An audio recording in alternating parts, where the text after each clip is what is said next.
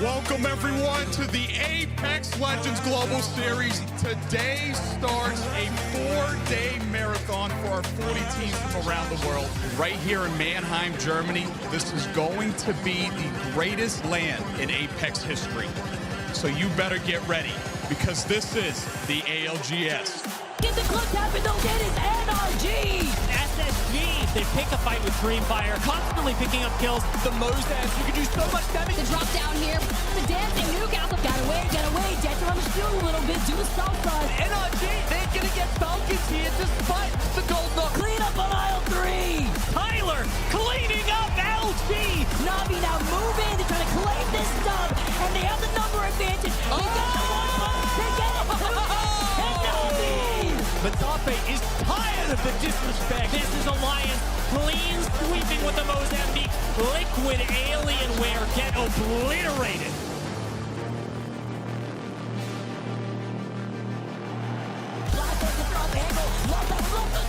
Alliance have had a taste of victory recently. They take out NRG. Trying to take a little bit high over NRG. It's once a goal for Fnatic. SSG go forward. They take damage. Guild has been eliminated. Alliance still has a duo, by the way. Might be dropping here. Unlucky on his own. But SSG will become your champions here in Germany. And Dino becomes the 2-time.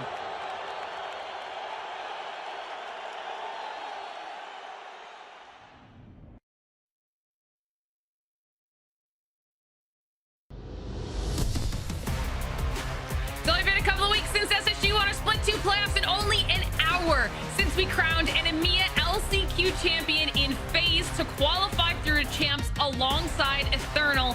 But now it's time to see what NA can bring to the table and which teams are ready to continue on to the final stage of the competition for year 4.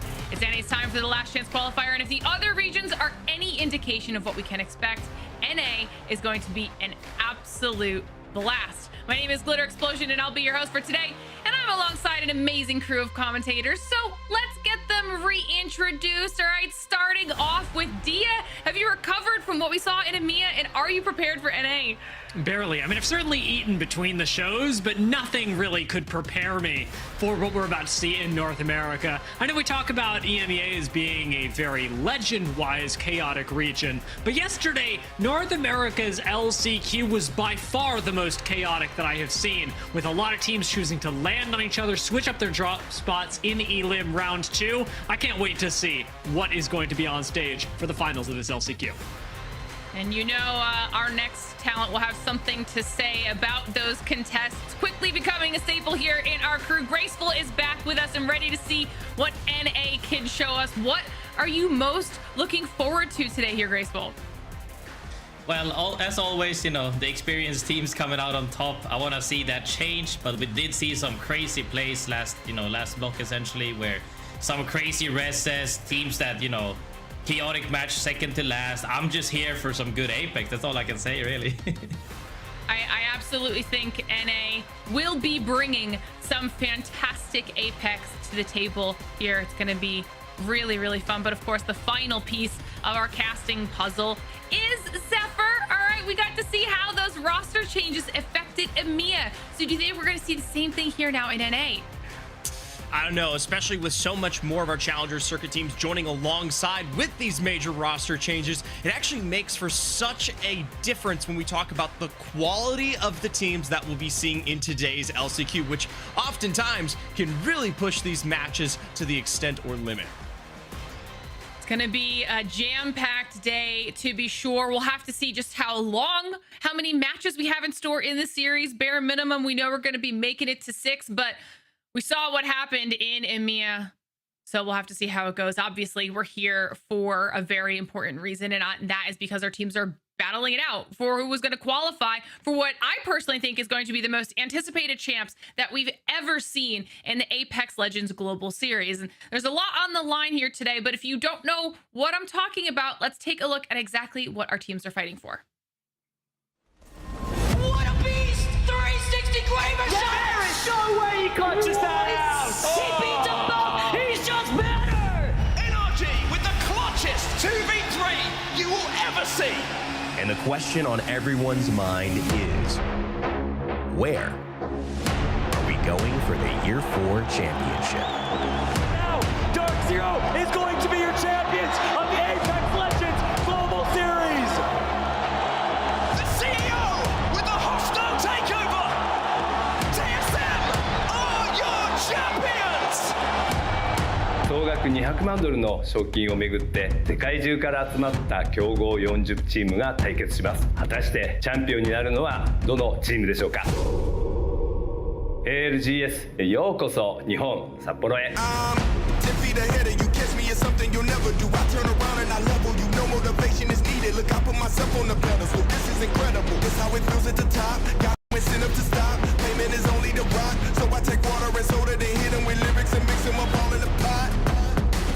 The jungle, they won't be tamed. Keep them alive but without a brain. They want me broke with a lot. I give it all that I got. Talk about an exciting event. I know we are all absolutely jonesing to make our way over to Japan for Champs. Zephyr, that is going to be just a legendary event. And you talk about the support from the Japanese community for these last few years, especially with things like the Asia Festival absolutely exploding in popularity recently. It is incredible that we get to share not just the ALGS playoffs or one of the smaller events, I say smaller, but our entire championship housed in the Japanese region. It has been many years in the making. That's all I can say. Absolutely. Absolutely. And you know, every single one of the teams that has been competing throughout the entire year, their goal is to be there, to be playing alongside everyone on that global stage. And of course, now in Japan, which is exactly what our LCQ squads have been fighting to do. And so far, we've already had multiple regions complete their competitions, whether that was APAC North and South last week, or what we just saw out of EMEA just a few hours ago. So let's take a look back at some of those highlights and see how all of this played out, because kicking things off with APAC North, the two teams that made it out of this were Reignite and Meteor. And Zephyr, you talked about them a little bit before, but highlight these squads one more time for me. Yeah, of course, especially with Reignite taking the lion's share of the lead here for the APAC North region. This is a team steeped with history. Shun Mi and Vepchan previously on that Pulverex roster, of course, in no slouches to land performances themselves, leading here notably. Of course, on the other side of things, I do want to highlight Meteor as that other team that does manage to make it through when we talk about the overall point standing. Of course, though, what's more interesting is that when we jump over to the APAC South region, you get a story that is steeped with why we do the LCQs and why they're formatted the way they are here.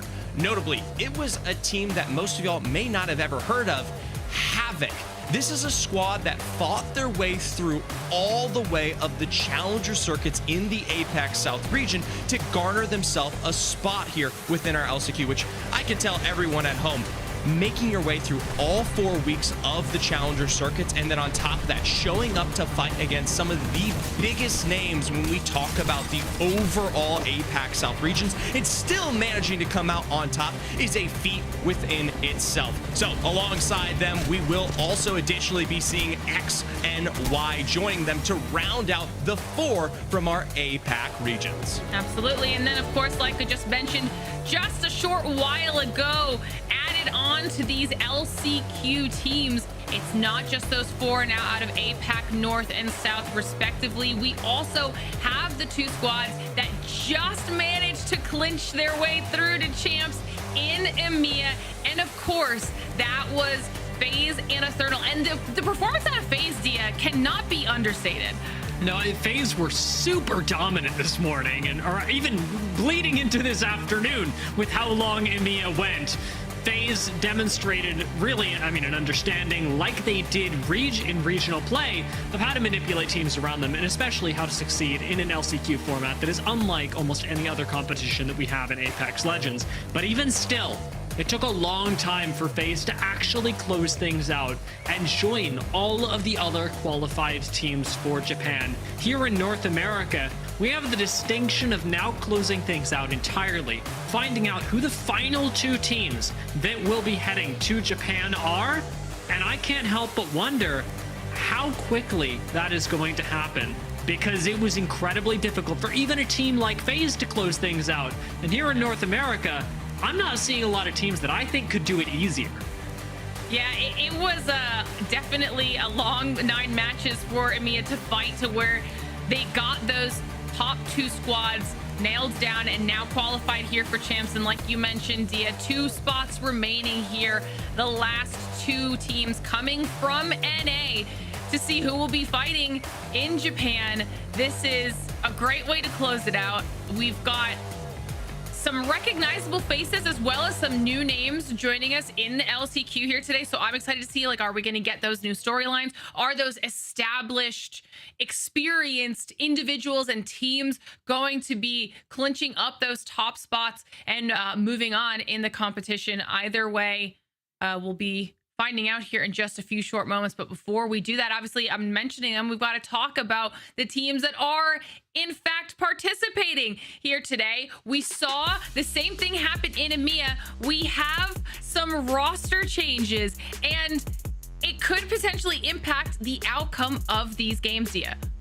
It could. I mean, the fact that we're changing a team like Most Hated and just swapping up the name is going to be, you know, a small thing for viewers to get used to.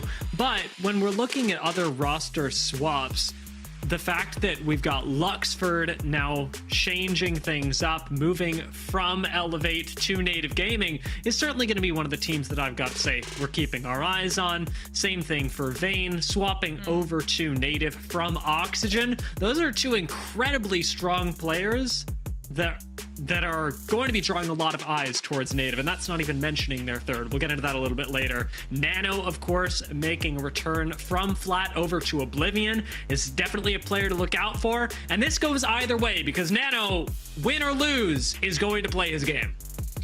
And now we get a look at the full list of our participating teams here. And this is what we love about the LCQ. And you mentioned it when we were talking about EMEA, Graceful. This is potentially an opportunity for some of those more unknown teams to try and outpace, to set a name for themselves up against the really recognizable squads. Yeah, most definitely, but I'm actually struggling to find the unnamed teams because I pretty much recognize almost everyone in this whole lobby. Yeah, but you've been casting Challenger Circuit.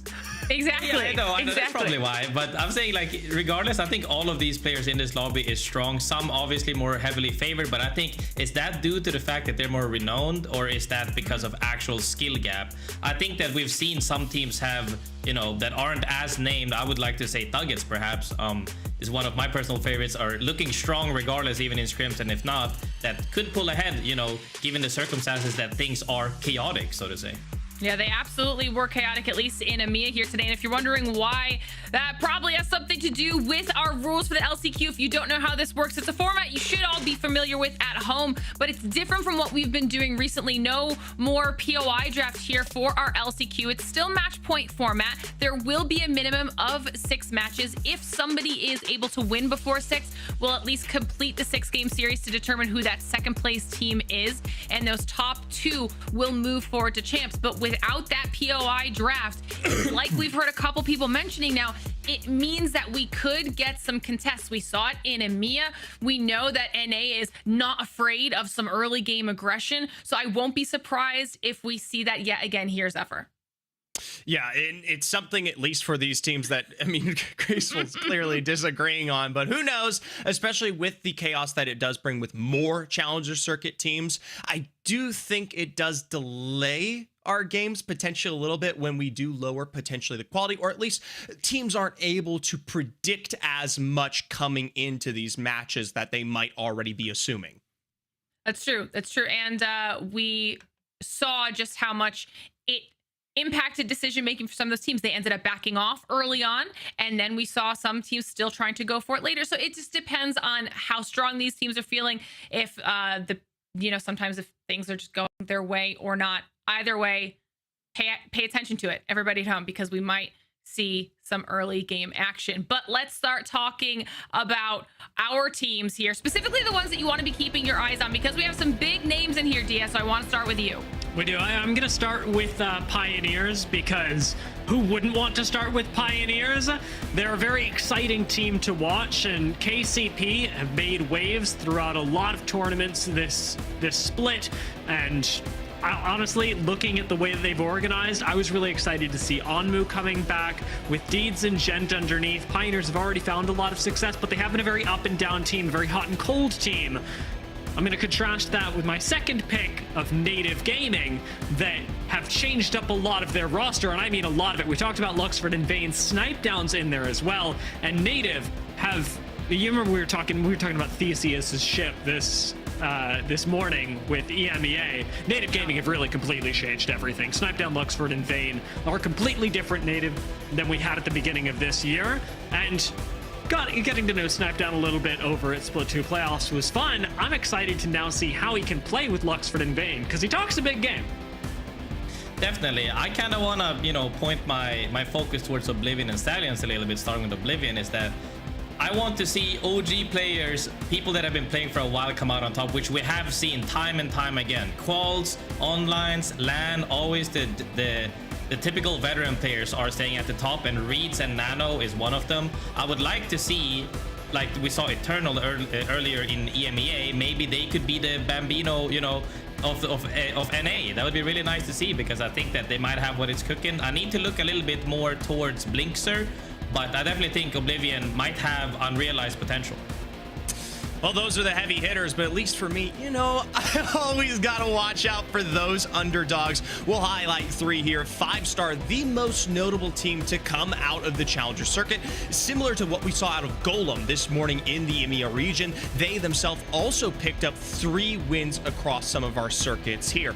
That's going to be the most powerful team, at least from the Challenger Circuit. The Oversleepers do join them as that other roster to pick up a win within the Challenger Circuit, but notably, I am getting word that they might be playing as a duo today due to some sickness, I believe, potentially with Vattery. So some switch ups potentially with the POIs as well to go with that for the rest of the lobby as a whole. We throw FSC into there in the mix, as they were the roster to come out on top when it comes to our loser bracket yesterday, even though when we talk about Challenger Circuit as a whole, they were only able really to push top 13th when it comes to points. I like the comparison there with Golem, one of those teams that was able to make it onto match point in EMEA, and it was just such a close lobby across the board. But that's why these Challenger Circuit teams are really cool to watch as they come up and battle against some of our more established squads in our LCQ. But if any of those teams that you heard were teams you want to be keeping your own eye on at home, don't worry, we have a way for you to do exactly that. If you don't know what I'm talking about, it is FACEIT Watch, okay? And this is the best way to watch an ALGS broadcast. Not only can you pick and choose which team POVs you want to be paying attention to, you can watch up to 4 POVs at the same time. Not to mention, you get the dedicated map feed, which is arguably the best way to pay attention to all of the teams at once and give you the most information for everything that's going on. It's such a cool way to watch ALGS. Make sure you head on over to faceit.com/watch. Get yourself an account all set up and ready to go, and pay attention to all of the action that we have here today, because our LCQ for NA is ready to go. Match number 1 about to get underway. So, Graceful, Dia, let's kick today off.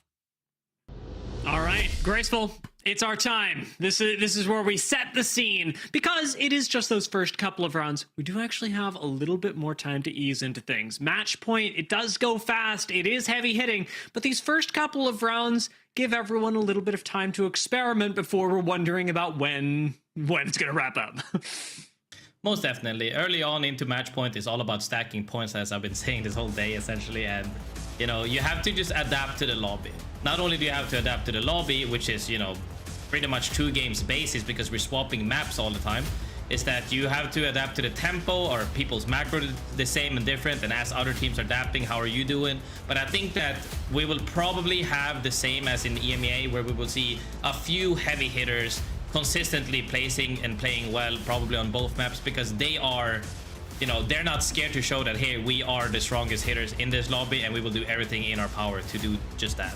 I want to real quickly talk about some of the teams as well. I highlighted Pioneers early on, and while I'm excited to see Pioneers here, I also mentioned in the pregame segment, they've been a pretty hot and cold team. They actually barely made it into today out of the elimination round. what kind of pioneers are you seeing in this meta? Given they got 32nd to playoffs, are they coming back to play in Japan? Yeah, Pioneers definitely has the potential, and I think that people, LCQ, although it's considered tier 2, is a lot harder than what people might think. You know, oh, just because it's not actual Pro League, oh, because it's not LAN. Like, you have to adapt more in I would argue, in LCQ than you do on LAN, because the quality of teams is about the same on LAN, whereas in LCQ it can be vastly different. And just because some teams might be considered a little bit weaker, that doesn't mean that the games aren't harder, because macro is vastly different in teams that don't have, perhaps, you know, the strategist, the coach, the analyst on the team, and they have to, you know, make what they can do, and that takes time to flesh out. You know, when you have had 5 years to flesh out your strats compared to a new team from CC with 1 year, they're gonna look very different. Take Avexis and Detox as an example. Whipping out the caustic in this first game, while Stallions find their first fight. This is up against the duo of Oversleepers, so I'm not too concerned for Stallions. Although Oversleepers did pick up a Revenant, it is a little too early in the game for them to have access to ultimates, and even without them, it doesn't look like they're doing too hot. Crook does take a back seat, as the wingman makes things a little bit more difficult for him. But the Stallions look plenty confident as they take out half of the squad. Oversleepers down to just a solo. This makes me sad just all around, you know, having to play out the tournament as a duo makes you go, how could we have done if we were a full team? They're just gonna make do with what they can do. They're not even playing beacon character, they're playing bang rev. They're just trying to play out for any placement points. But at this point, what can you do, right? You're just gonna get, the moment they see, now that they've seen your legend pick as well, you're just gonna get chased down throughout the entire map by probably every team. It's gonna be rough. No one else is playing Rev. It's just not happening. I say that, yeah. And actually, I mean, we may get some more Revs throughout the course of these lobbies, but right now, just keep your eyes on the map and where everything is going, because we are pulling over towards the sort of Geyser and No Name area where we just saw Stallions, which will give us two very different looks at the map. There will be teams that choose to play through Geyser and hope that their buildings turn into something later, and there will be a lot of teams, I expect, that play through Fragment in the No Name buildings just off to the north of Geyser. Yeah, so the thing that I really don't like is, like you just said, hoping that it turns into something good, is you're kind of all-inning in my head. That's what I like to say, is that you're all-inning a positioning, praying the zone goes to you, and if it doesn't, you're kind of screwed.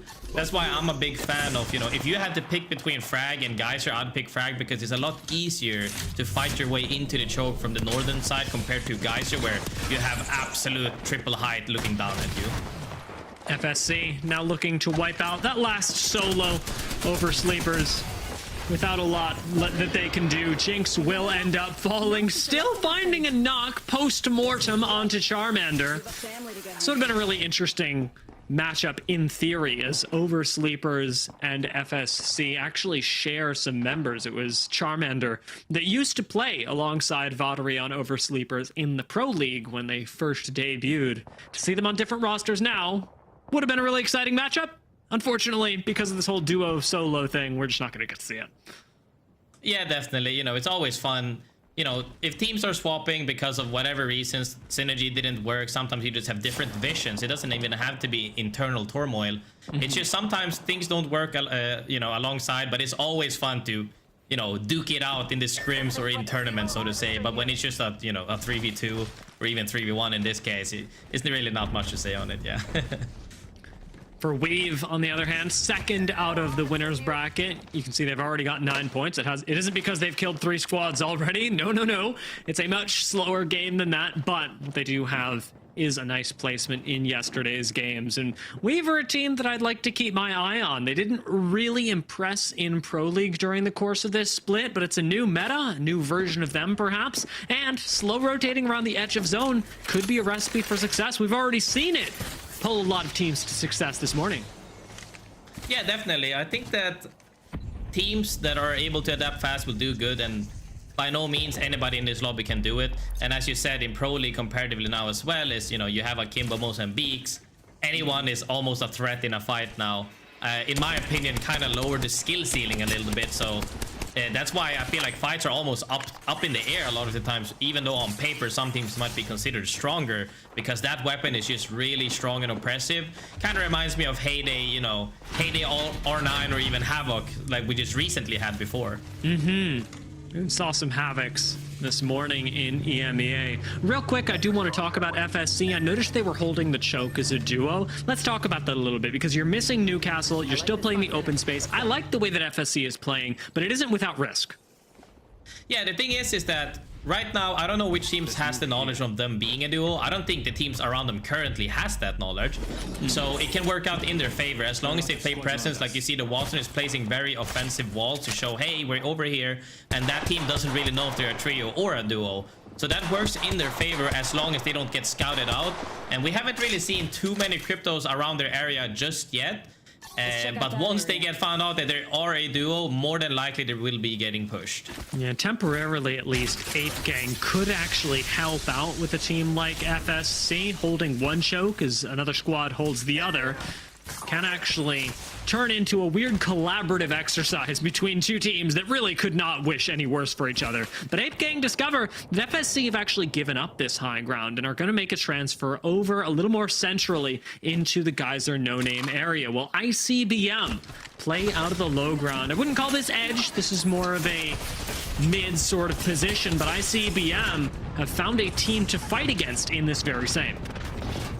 Fighting indeed, and goes down to nobody else than Bullet, I believe. Coming into a 3v3 here in the smoke is always fun to see, but Volt action and Hemlock action, everything that brings me from Akimbo makes me happy, I'm not gonna lie. Wow, Purple Slushy, clean up. That was extraordinarily fast.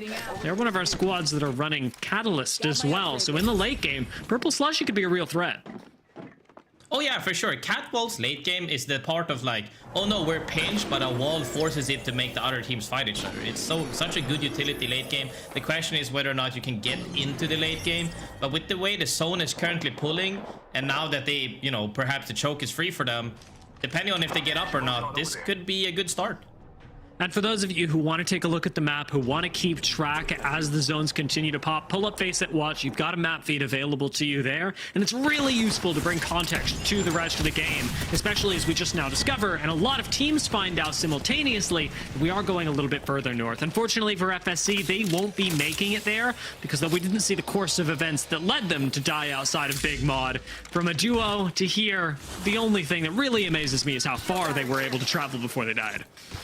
Yeah, I'm pretty sure that Ape Gang probably scouted them out with the drone, and then they decided to, you know, run away. Probably got caught in between, and now they ran into another team. At some point, you're gonna run into a team regardless of how much you run, but also playing as a duo when people know is even more scary, especially if you're not stacked, if you play for zone early, which they were doing.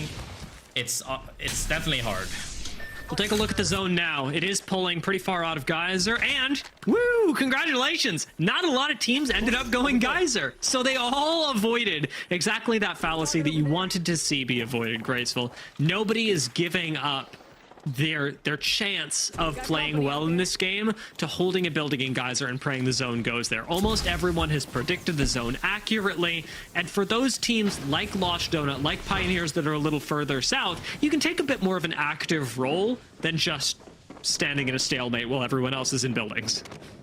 Yeah, this makes me very happy because they are recognizing, I think they just accurately, you know, knew where the zone was going, but just playing from a spot that isn't all in and them having more options to take a fight and not just walk in with zone praying that they don't get ape is such a good thing for every team that's in. Big kudos for all of them. And as you said about on the southern side, however, at some point it will be congested, whether that be the left choke or the right choke. And you just want to make sure you're either the 3P or you get to fight fast before the whole wave comes in with the zone closing. Let's talk about third parties because we may have one brewing. Blurple are rotating in parallel to Weave, 5-star, and Pioneers, all with Purple Slushy standing between these three squads and the zone. Pioneers fortunately have an evac tower that they're going to use to close the gap into the ring a little bit. So we've even got a charge rifle in the lobby, though it ain't connecting right now. You can see some charge rifle pop-offs. little bit of charge raffle makes me happy. Thank God it's not what it used to be when it came out, but I don't know about it currently now. I'm not a huge fan on snipers due to the fact that most of the fights do happen in mid to close range. But if you can get that opener, you know, it's a great weapon if you get into a spot like Pioneers is currently, where you just get to free shoot essentially. But once you get into those a little bit closer skirmishes, you know, you might need something a little bit faster. Yeah, call it play style and zone specific. It's pretty tough to make it work, but kind of like you were talking about earlier when we were seeing some odd compositions with Vantage, Ashe, and EMEA, there's always an opportunity to express, you know, yourself, how you want to play the game. Snipers can be made to work, you just have to be very specific about how you approach the game. Yeah, that's the thing, is that you kind of lock yourself into a way. So it's like if you have someone on top of you, sniper is 10 out of 10.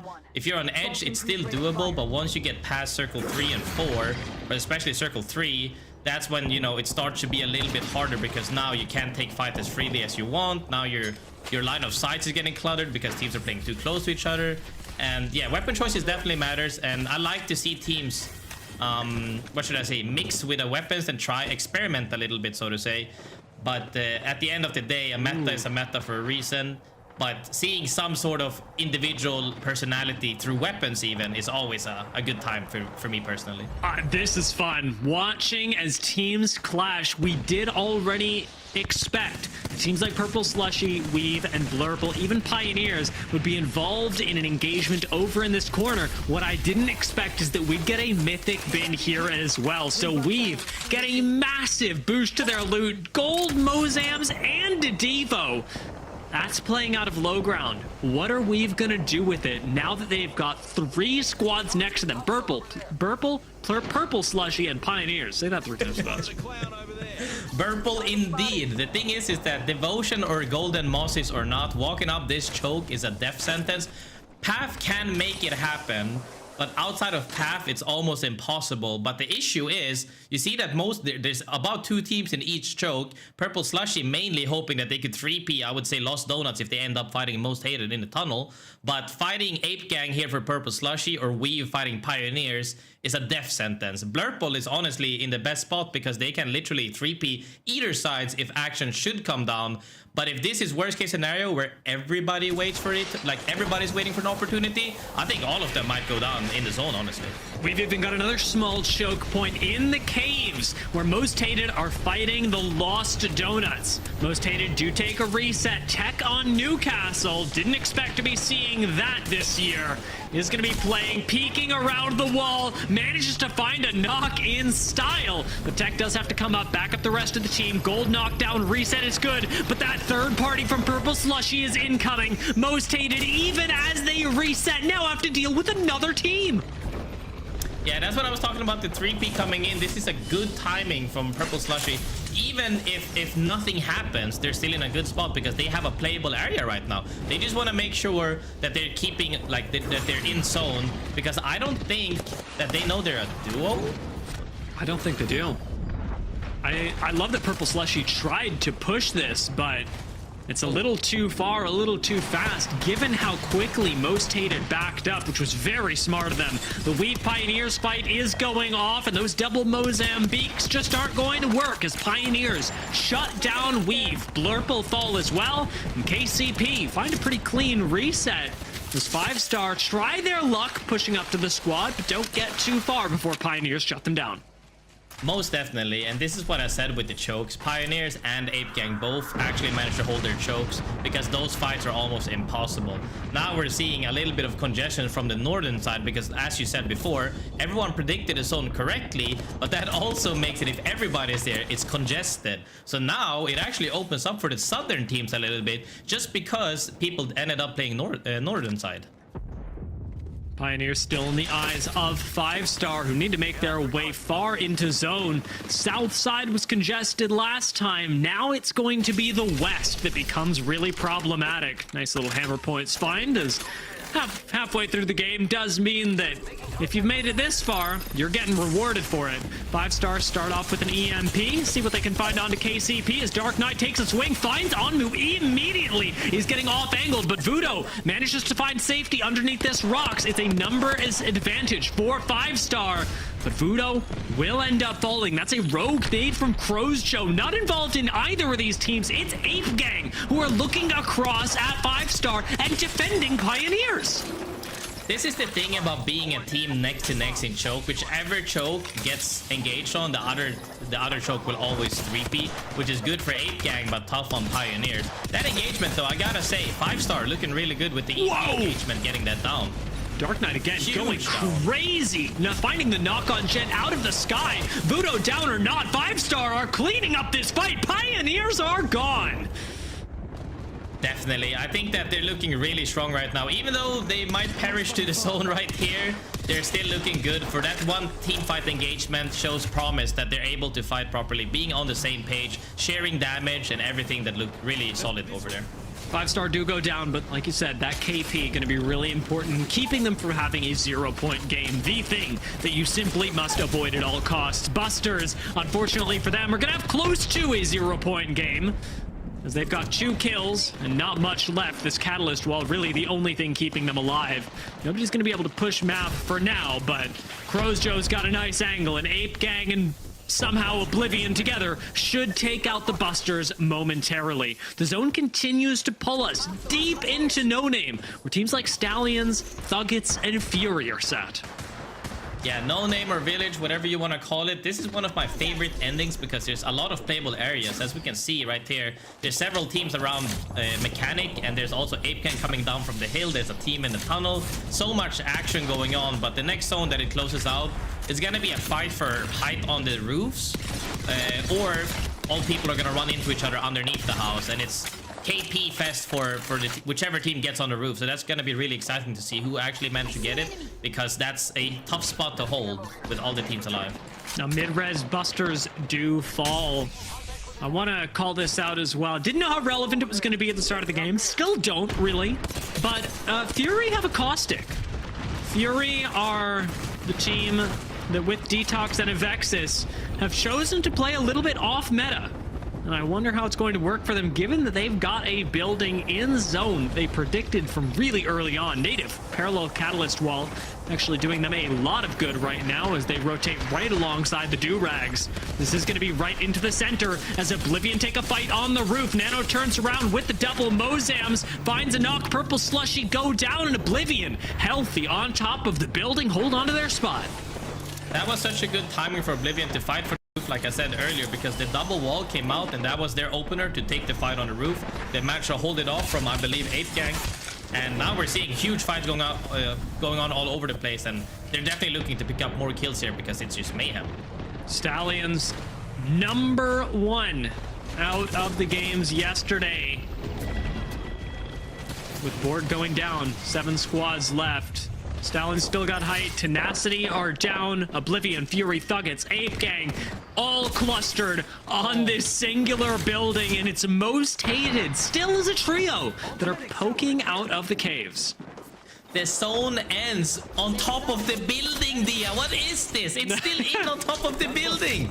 Oblivion just got handed a free win. Well, it wasn't free because they did fight for the roof. Kudos to that.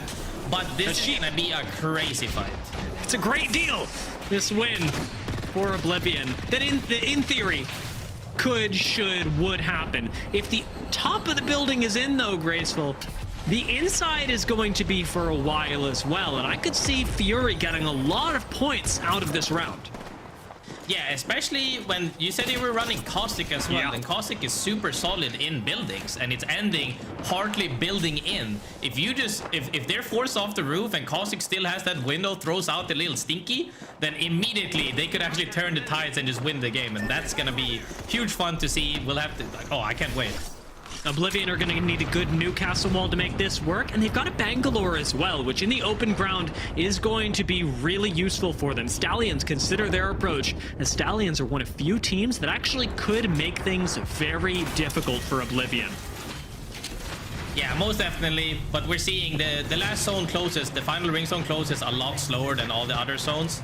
And yeah, it's a pressure of who still has util at this point. But as you can see on the other roof, but they're out first, they should have to move earlier. But if Scurry could maybe jump with POVs and then slam, EMP play comes. What if Algs sends it? What if Algs sends it? He jumps in with the mobile shield. He knocks one. Blink is down. Oblivion, they are getting cooked. And Stallions take the roof. Oblivion are down. And they get the reset. No, they don't get the reset. They also getting engaged on by the team underneath the house. We'll have to see. They get the thirst and reset. They dropped off. I can't believe that Most Hated gave that up. A little bit too much damage thrown at them, and now Most Hated are on the low ground, and Oblivion, who should have had the win, have given up their spot to Stallions. Again, #1 out of the winner's bracket yesterday, and in commanding position, not giving an inch, taking a mile in game 1. Oh, now we're seeing Fury setting up with gas. They got their wall out. They're ready for the little stinker. Now, Stallions, however, they used a ton of util, but they still have 5 nades. Albralelli, no, 7 nades in his pocket right now. That's way too many nades. This could go in the way of Stallions. This is crazy what we're seeing. Thuggets making their escape from the building. Wait for the little stinky. Cersei holding this for now as Fury do jump into the ring. Unfortunately, Tech is going to go down. Fury start finding knocks. They go through the ring to do so, however, and will go down from the high ground. Stallions watch all this happen. Everyone beneath them getting cooked in the gas in the ring, and Stallions look over it all. Stallions keep their #1 spot from yesterday. They are unstoppable in the LCQ. They are great, don't get me wrong, but what is this zone, man? Roof is still in, ends on the blue box. They get free reign on both sides of the fences. Albralelli, Scurry, and Crook cleaning up house. But the biggest thing that started this whole process that led them to winning the game, POVs, EMP, slam. That was a great execution, and they triple swung. He got to even 25 HP, I think, before he decided to re-engage, let his teammate go in first, and then to re-engage. And they got the reset off of that due to Most Hated actually backed off because they took too much damage. All of that started because they were proactive. And if we see this type of level play keep out through the whole tournament, we might see the type of lead we saw with FaCe earlier. I gotta hand it to a team like Most Hated as well. Also very proactive, and when they needed to be, very defensive. Retreating through the tunnel instead of trying to reset and take a fight is something not every team would have had the confidence to be able to do. The fact that Most Hated back off, end up playing gatekeepers in the tunnel, gets them to a 2nd place with 17 points. Stallions, dominant. This is a fantastic start for them, and 24 points. That layered on top of the 10 points that they start with means that they are less than 20 points. They are 16 points. They're 16 points away from match point, and that's after a single game. 1 game and 16 points off match point. I don't think you can start any harder than that. I do believe that they're really comfortable on World's Edge, which is a good thing because that's in most people's eyes is considered a harder map to be consistent on. And if they can take that many fights and still come out on top, I have no doubt that they should at least get match point really quickly. But if they can close it out, that's a different story because not every zone, you know, ends on top of the building. We'll take a look at the 3 teams that made it the furthest in this game. Thuggets, a sharp contrast to Stallions and Most Hated, a much more passive team, as the Denver Thuggets did tend to be. They are, of course, as you need to be in Challenger Circuit, a team that can take a 3v3, but as we talked about this morning in EMEA, being good at 3v3s is not the thing that you exclusively need to succeed in LCQ. In fact, it's sort of like an addendum. You need to have everything else and also be able to take a 3v3. And Thuggets have never really focused on that. They focus on positioning, and it really does pay off for them in the first game. Yeah, I mean, having placement point is always good, but if you can't, you know, close out fights that way, then at some point you're going to get steamrolled because teams later on in game, late game, they get even more stacked. And if you can't win early on when it's triple blue versus triple blue, then you're going to struggle. Certainly are, and a lot of these teams still might. Even Stallions, who started really well out the gate, they could have a rude awakening. We'll have to see what happens as we prepare for game number 2 in just a few minutes. The official controller partner of the Apex Legends Global Series.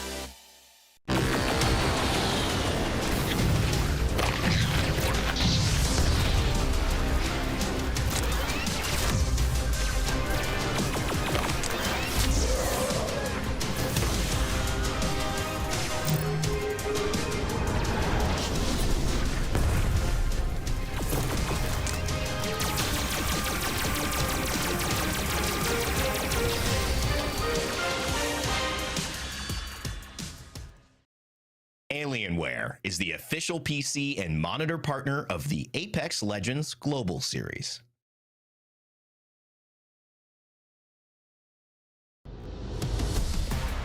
Welcome back, folks. It is time for the LCQ to continue as Game 2 is just around the corner. We are not on match point yet, but Graceful, we are uncomfortably close given that we've only played one game, and Stallions came out of the gates swinging. When you come with a head start of 10 points as well as a super solid game turning into a win, I think that they're feeling on top of the world right now. They should just need to be able to keep this form up, and then they'll be in a super good spot. But we have also, I think we have stats on this. Most teams that reach match point almost immediately aren't able to it out. So will this be a repeat in the past? We'll have to see.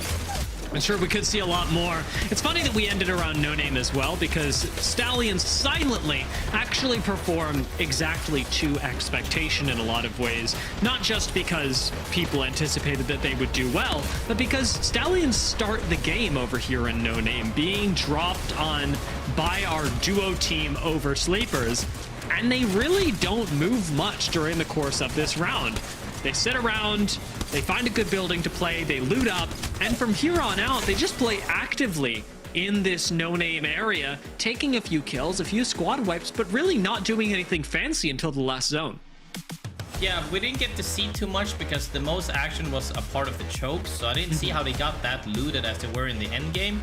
But definitely, they've shown their strengths of being able to close games out, because even though they might not have been as stacked as Oblivion was on that roof, being able to make that split-second decision-making and taking that fight is what shows you that you are experienced. And every single person on that roster has been playing for the longest of times, and they're definitely showing, hey, we know we need to take this fight to win the game. Took that fight indeed, and all the kills just came in at the end where they just got to free shoot at everyone. Take a look at some of the other teams as well. I want to talk about Fury, because Fury with Caustic should have gotten a lot higher up in the standings that they did. They got 5 points from placement, and unfortunately for them, that was all they got. Fury actually had a chance to start off decently, but Caustic Gas wasn't quite enough to keep them in the driver's seat. I do know that Avexis and Detox are incredible at 3v3ing. It's what made them so fun to watch in last year's Challenger circuits as they made their way up to Pro League. I want to see a little bit more of that version of Fury as we drop in to game number 2. World's Edge, we return to. Let's find out what happens, Graceful. Yeah, it's gonna be fun to see, but I think that's a little bit of maybe nerves. The first game, coming on, they weren't as proactive as they wanted to be. When you're Caustic in Mechanic, and that team from Tunnel moves under your building, I don't care. I will always say this to everybody that I play with. I will 1v3 any team that's under that house if I'm Caustic, because you just put the stinker on them, you get wall hack, you just start shooting and nade spamming them, and they can't really play anywhere. But if you're... And that's the thing about Caustic. He might be considered a defensive character, but when he has ult available, you need to make the plays, because that's when you get to dominate the game. It's true. I do think that Caustic's actually in a pretty difficult spot right now. We can take a chance to talk about it, because this time Stallions aren't getting landed on. They actually have a pretty regular beginning. Caustic, difficult spot, mostly because of Newcastle's now additional ability to negate a lot of incoming artillery, and that includes Caustical, much like Watson's used to be, or Watson's can do and always have been able to do. Newcastle adds in yet another character that can go, oh, your most important projectile? Yeah, that's not a thing anymore. Yeah, projectile indeed is tough, but that's the time, you have to, because of there being so many cryptos in play, at some point one EMP will always hit the wall. You just have to make sure to keep awareness. That's a part of awareness, making sure that, hey, we got EMP'd. That means the Newcastle wall that was energized underneath us got EMP'd. Now we got to make our play. But keeping all of this in the heat of the moment, when you're end game, when you're, when you're trying to do your best performance in tournament, is obviously a lot harder than from us that are looking outside in, Puts a lot of things to the test, that's for sure. But I'll say, Graceful, you can even raise your expectations a little bit, because we've got a whole match point series for these teams to rise to the occasion. It isn't just a, oh, maybe it's a little bit too much, because it's always something that you can look to improve as the series continues. And in this one, we are going to be changing things up pretty drastically. In EMEA this morning, we went Countdown, we went Sky West, and they were pretty similar. This time, We've gone over to Geyser once. Now we're moving over to Thermal Station for the second game. The place where 5-star land and have already set up. Ape Gang is starting to make their way in, and a team like Most Hated moving out of Lava Siphon will likely want to boogie their way into Thermal Station pretty darn soon. Definitely. I love these changes up, dude. When like we saw in EMEA, we saw Countdown, we saw Skyhook, we saw Lava Fisher. Please get me out of the same area. This is more like it. No name into Thermal straight up. That's my jam right there. We get to see teams adapt to different zones. We see some teams that had the advantage of having zone on them now needing to do different macro plays. This goes to show what I've been talking about this whole day. Adaptation. Can you keep consistency of getting points across all the zones? You're in a great spot to make it into land because, you know, a lot of the times you might see repetitive zones, but even then, when you do get the zones that are far away, you gotta adapt, and that's a good strength to have. It's happening real quickly. Lost Donuts chasing down Most Hated in Lava Siphon. Both teams battling over what appears to be this care package landing right on top of them. While Native fight over nothing in particular, but simply for priority on the rotate. Maybe a few points that they could have been able to score should that nade connect. Snipe Down, however, does not connect with the nade. Non-Catalyst will back off.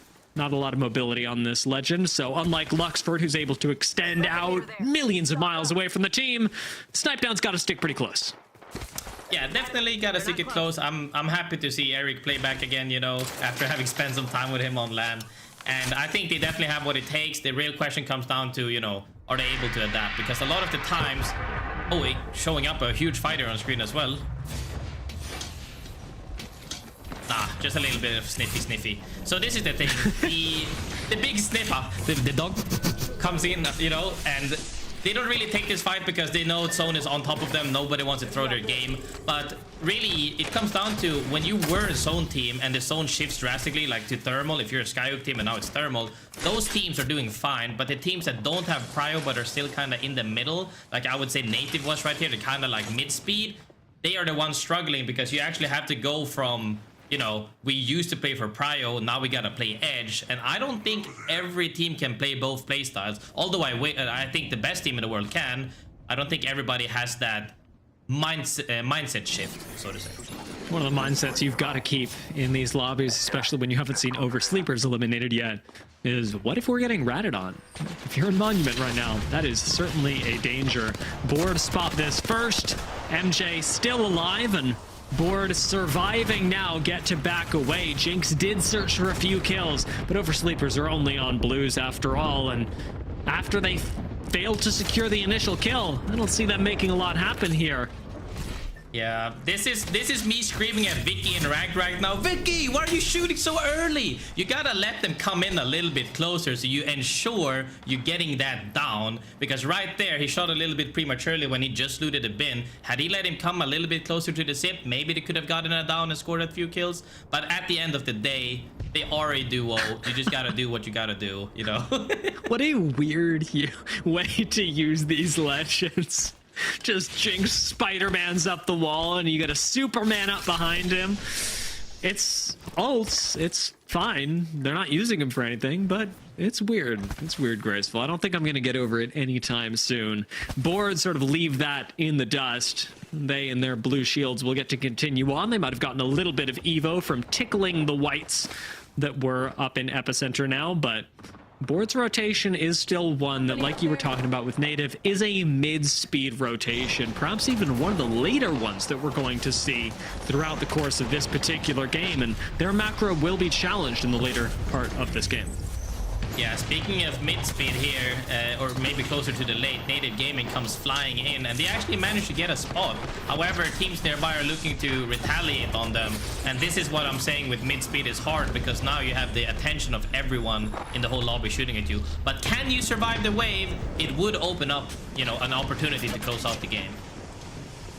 I like that they found a little bit of safety here. Unfortunately for Native, there's not a lot of space that comes with this. A team like Fury could easily find a moment to swing on them and just completely decimate the game that Native might otherwise have. Avexis peeks with the Eva, breaking shields, but not finding purchase otherwise as Native grab a little bit of height in this scaffolding, something that's really useful. Love this position from Vayne. It could win them the engagement. as you said, Fury could swing on them. Native swings back and shows a lot of promise in, hey, we want to be the proactive team. We're taking the fight to you, and it pays off. I love the way that Native just played that. The peaks were so nasty, even with the Vexus. Trying his best with the Eva. There's just not a lot that you can do when a coordinated team, a communicating team like Native decides to take this fight and no one really interferes. There are a few shots from other squads. I know 5-star was looking at that, but there's just very little you can do when fighting in this scaffolding because other teams, unless they give up their position, can't do much about it. Most definitely, and the thing is even though they had Caustic, they still couldn't hold down the rush because they can't play that much because everybody's like looking at them but not committing. But you get poked down, and when you get poked from the side while you're about to take a 3v3, it's almost over at that point, even without the team you're fighting actually doing damage to you. But we're starting to see most teams settle in now. I would say about majority, that more than 70% of the teams already have a spot right now. The real question is where do you think this zone will pull? Do you think this will pull to high ground or low ground towards western lava side? Ooh, that is a tough choice. I think I'm partial to the high ground ending deep south over by Ape Gang and Weave are, sort of that jump tower area for those of you who may not have the map up at the moment, but just to the south of Thermal Station. I wouldn't mind if it pulled over towards Durags on the south, but I don't know. I'm getting a far south, like an almost tree side sort of pull. South kind of vibe sounds good, and that choke in as well will be congested. However, I do like it because most south is, I would say, is probably the most active side, but there have been some sites of few old zones, and if you remember old zones, it almost always pulled to the western platform where Durags is. And I'm hoping to see either or because I think both zones are, one, fun to play, and two, great to watch as well. And we're all here for some good ass Apex. It's true, we certainly are. I do want to talk a little bit about the approach to this zone as well. 5-star inherited this. They land at Thermal. It is a thermal zone. 5-star chose to play up on the high ground in Thermal, like right in the middle, that central pillar that's very difficult to get to. When eventually the ring pulls away from that, how are you supposed to navigate as 5-star? Yeah, the thing is that you're mainly looking to get pokes in on teams, forcing them to rotate into other teams, to then you needing to drop the 3P. Like you're looking to create opportunities by poking rather than just taking straight up 3v3s, because at some point teams have to fight. They're kind of like, I guess the best way to say is that they're a mid-speed positioning in a way that they're just waiting for other teams to make the play first and then coming in, rather than just super late like maybe Purple is out of the zone currently. Yeah, they're playing a completely different game. Purple Slushy have even split at this point, leaving Bullet and Future in the zone. Pluto is just completely out of there. Doesn't want to look too hard at what's going on with Oversleepers. Now this is a duo, and inside the Revel, Jinx might be able to survive, but there's not a lot of health on the remainder of Oversleepers. So Purple Slushy, who are set up in ring already, may be able to collect this last kill. Ort still healing in zone. Jinx alive, and oh no, we watch it on the minimap. Honestly, it's almost better than watching it in person, because if we were on POV, it would just be brutal. As it is right now, at least it looks natural. It looks like a number. Board find Oversleepers, and surely Oversleepers do not make it into the next zone. I'm sad to see this because they can't catch a break. They've been trying to rotate. They've been swapping POIs. There maybe at this point they might just go. They swapped comp actually, and they might swap to at this point just go Caustic Watson and pray the zone ends on you, because anywhere where you're rotating, you have 5 teams ready to swoop at you, and it's just, you know, a little bit sad to see. It is difficult, and compositionally you just can't make a lot work. I do want to take a moment and sort of talk about some of the teams that might have a slightly better chance than those playing as a duo. Pioneers playing out of Tree. We talked about how the south side of the zone could get pretty congested, and that'll be one of the teams with the highest burden of execution, especially given their first game. Yeah, as you can see as well, you know, since we have the minimap, is we see Pioneers going in on a side where it's gonna be 1, 2, 3, 4, 5 teams and 6 being ready to 3P. It's gonna be a tough rotate for sure. But speaking of tough, you know, this guy's trying his best. You just gotta do what you gotta do, my man. He's gonna sprint it in, and actually, this is pretty free for now. Unfortunately, Oversleepers, the last member, is rotating straight into board, who have not yet looked behind them. Pioneers have dropped one meanwhile. And with the zone closing in, the limited time left to res Onmu, Gent's even going to stop doing that momentarily. As the zone, the nades, cause a little bit too much of a threat. Oversleepers are going to go down. Gent is full sending it in, YOLOing it in towards the next zone, but he loses more than half his HP and is the last member standing on Pioneers. As Gent attempts to survive, he's going to slide right on into another team, be taken out by the Rolling Thunder, and Pioneers are no more. 17 squads left. Tenacity holding up the banner of that 17th, maybe dropping us down to 16 in a moment. Southeastern side became the congested side indeed. We have about 5 teams still up while teams have been dying, and everybody is it's just mayhem at this point. But I would like to say the old zones are active. It is pulling west indeed towards the platform. Old zone that I like to play. This is crazy. I mean, I didn't predict it. Taking a look at the map, I don't think a lot of teams did. Durags, for some reason, are sat dead center of zone and have been for a very long time. But they give up a lot of that spot to Ape Gang, who made a early proactive rotation from the high ground. Even though this zone pulled so far away from where Ape Gang were sat over by the jump tower, somehow Ape Gang are still in dead center of ring. Yeah, they made it from center to center, but this is the thing. I think Durags made a conscious decision to say, hey, we give this up because they're the most likely to get into a fight, and if they get into a fight, we are looking to 3P. However, if Ape Gang is successfully holding every team off, then that becomes a bad decision. So once again, like I always say, that's a decision that is up to the lobby and not you. Personally, not a huge fan of it. Well, I don't know what's up to the Stallions. They are on the edge of the ring. They've got a lot of squads to fight through. They have the furthest to go of any squad. Let's see how they do it as we listen in with Stallions.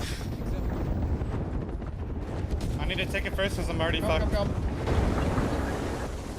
I needed the right. Okay, I have no keys or anything. Oh, back for a second. I fucking fell. Okay. No. That'll do. That'll do. That'll do. Look at it back, guys. Look at it back. I'm batting. Careful from behind. I got a mech hit. I'll be doing 9. Any Celtic cells? No. Yeah, dropping. All right, I'm gonna heal and then pop.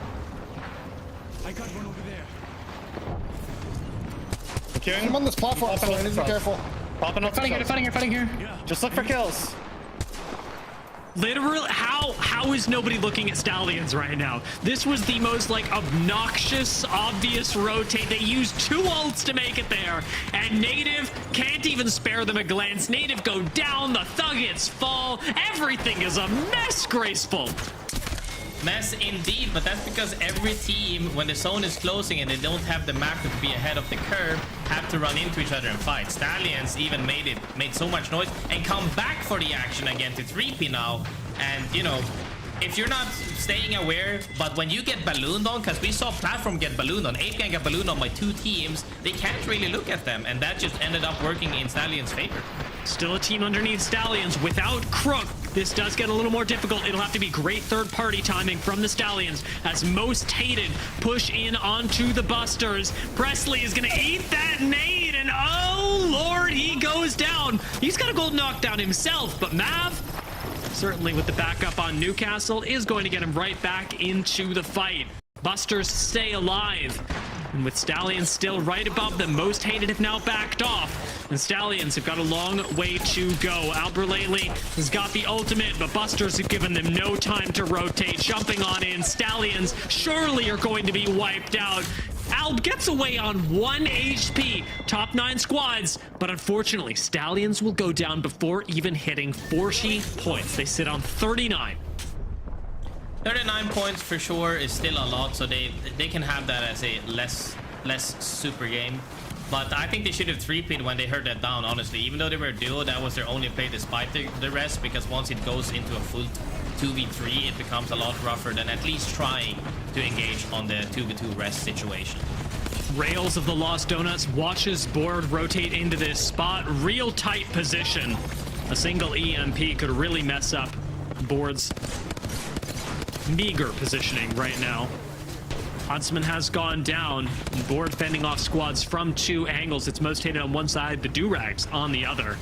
Catalyst Wall will let Durags make their way in, even with a knocked member. It does appear this is going to go well for them. We've played the south side of the ring, Hambito on the high ground, and most hated in this 4-5-way skirmish will pull off a res onto Dynasty. Board do go down. 5 squads left. Most hated get a breather. Huge reset from most hated here. This is the strength of Newcastle. All in all, you have the gold dress, you get the full reset even after being a close fight, but that only works because there's so many teams playing around the same area right now. If Durags decided to actually go in earlier, it would have been even more chaotic, but they took their time, cleaned up the team, and now they're holding teams off, trying to push them into each other. But as we see, Ape Gang also looking for opportunities. Right where Board died is where Durags are at. Ape Gang have free shots on it. Most hated can pressure pretty willy-nilly, but Ape Gang, they've got a bit of a different focus. They're thinking about how to win the game, and sitting dead center of zone, that can be a little bit difficult. Most hated will be finding, looks like, another squad wipe soon. But they do lose Dynasty, so Tech has to go on the res. Almost manages to pull it off before going down themselves. And another gold knockdown. This team never runs out. They've got gold knockdowns on gold knockdowns. Well, they finally run out of a little bit of luck as Ape Gang start to send members over to check on them. I think that actually saved most hated by Blurple, the biggest I've ever seen. They were about to decide if whether or not we're gonna wipe aside, and then they got shot on in the back and decided to not do it. Most hated all up again with the gold dresses and even loot now. Zone isn't too far off of them, and they also have the stairs to play. We'll have to see if they still have their utils, because that fight was pretty chaotic.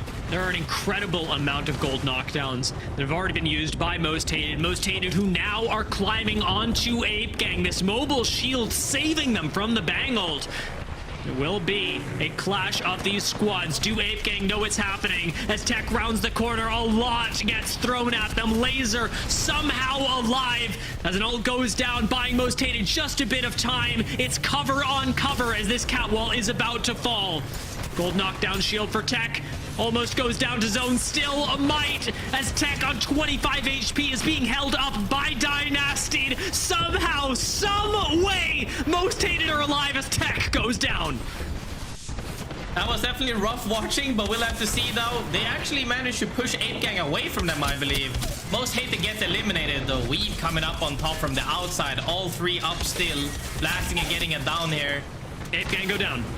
It's Weave and Blurple. These 2 squads that came in for the third party on to Ape Gang and Most Hated. And Weave make it happen in a clean fashion in the second game on World's Edge. That was just a masterclass in nearly passive gameplay. Weave didn't do a lot. They sat back, they let the other teams fight, they cleaned up the mess.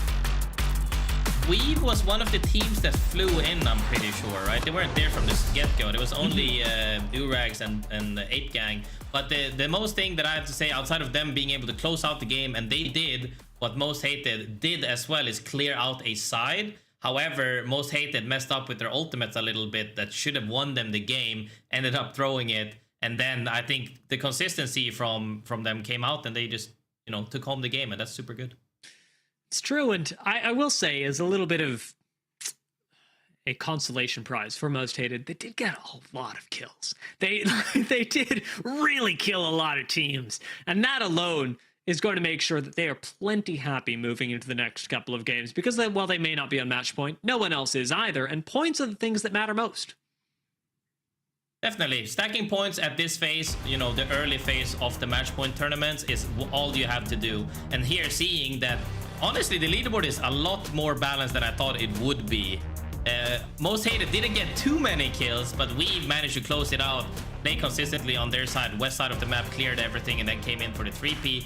Won that 3v3 actually super cleanly, showing promise that, hey, we can close out games, even though...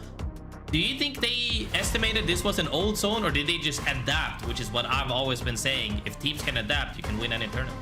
I think what we saw was adaptation, rewarding exactly what you like to see, Graceful. with the placement points on top of the kills. We've did fantastically, but Most Hated were right behind them. They might not have gotten the same amount of placement points, but these two teams will be right next to each other in the standings, tied for second, with Stallions just 9 points ahead. This is a fast-paced lobby. And like you're talking about, Graceful, the points actually may be game over game, pretty close, especially in the second game. But we are really accelerating this top half of the lobby with 39, 30, and 30 points respectively after 2 games. These top 3 are separating themselves from everyone else. Yeah, they're definitely separating themselves, and we've seen that. I think the common trend is that they're being really proactive and playing their game, not letting anything up to RNG, so to say. They're always making proactive decisions, and that's what keeps you ahead of the curve. It has been a tense 2 games. Fortunately, Stallions didn't hit match point after 2, so we've got a few more left to play. What we will be doing is swapping on over to Storm Point for games 3 and 4. So you'll get to see a little bit of that action after the break. Did you see the announcement video for Champs? No, what was it? Bro, it's in Japan. We're going to Japan? Yeah. We are. Only thing is, though, it's in January. Dude, that's like a lot of months away. 4 to be exact. What are we going to do? We got no B-Stream. We got no ALGS watch parties. I know for sure I'm not playing ranked. We're going to be out of a job. I mean, yeah, for a long time. I don't know how I'm going to pay my mortgage. I think oh you're my right. God. I know, it's a lot to think about. Guys, we are going to Japan, finally. That's fantastic, man, but do you not think about the B-Stream ever? We have Never. no job. Never. I know. What are we going to do? What's the plan? Well, what's it going to take to keep you guys around? We got a pretty good asking price. I'm sure you do, man. Yeah, I mean, we're thinking numbers here. We discussed previously. 400K. 400K? It's a solid number. That's a really solid number. Think about the vibes. We bring the charisma.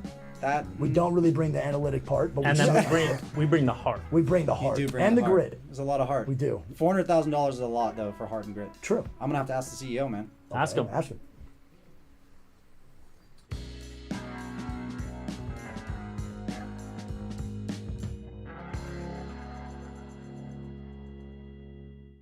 Herman Miller is the official chair partner of the Apex Legends Global Series.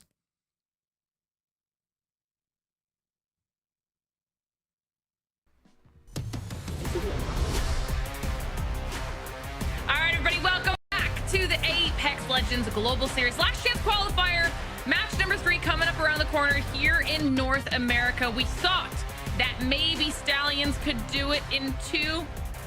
Thankfully, they didn't, okay? We've got some more time. They didn't hit match point yet, Zephyr, but they're close. They're only 11 points away. That's very doable in this next match. Even still, though, we come back off of that game 1. You have to remember they were only a handful of points, 16 away. So 3 points only accumulated, or my apologies, 5 points only accumulated there means that there's always the chance for so many of these other teams to catch up. And for Dia, it was a great point that he brought up, basically saying, hey, even if you're in a position where you do think you'll see a team like Stallions accelerate, the best thing you can only and ever do at any given point is try to keep up here. And so for so many of our other teams, we saw a lot of really great reappearances in that game too, keeping the leaderboard a lot more stable than some would expect. Yeah, which we literally saw an example of in EMEA. I mean, FACEIT were able to put themselves at such a big point disparity that it was the rest of the lobby trying to catch up, because even if FaZe didn't win, they had essentially guaranteed themselves that second place spot. Now we get to match number 2 here in EMEA, and we get a little bit more variety. We start to see some of these other teams bringing themselves up to the top here, and at the end, Weave did a really good job of kind of waiting all of this chaos out up here with Most Hated out until they were able to push in and clean up everything else. I would have loved to see a bit of an earlier perspective here, because the pressure that Weave was able to supply on that other side of the equation to keep themselves defensive until we got into this moment, forcing 2 other squads to compete against each other, is something that we just barely missed out. I'm going to pick on Lauder here, though, with notably that Newcastle, probably the reasoning for why they were so successful there, providing as a defensive entity, because if Most Hated are anything to go off of, at least today, it had to be something similar to gain them that win. Absolutely. Absolutely. And now we finish our first 2 matches, which means we're swapping on over to Storm Point.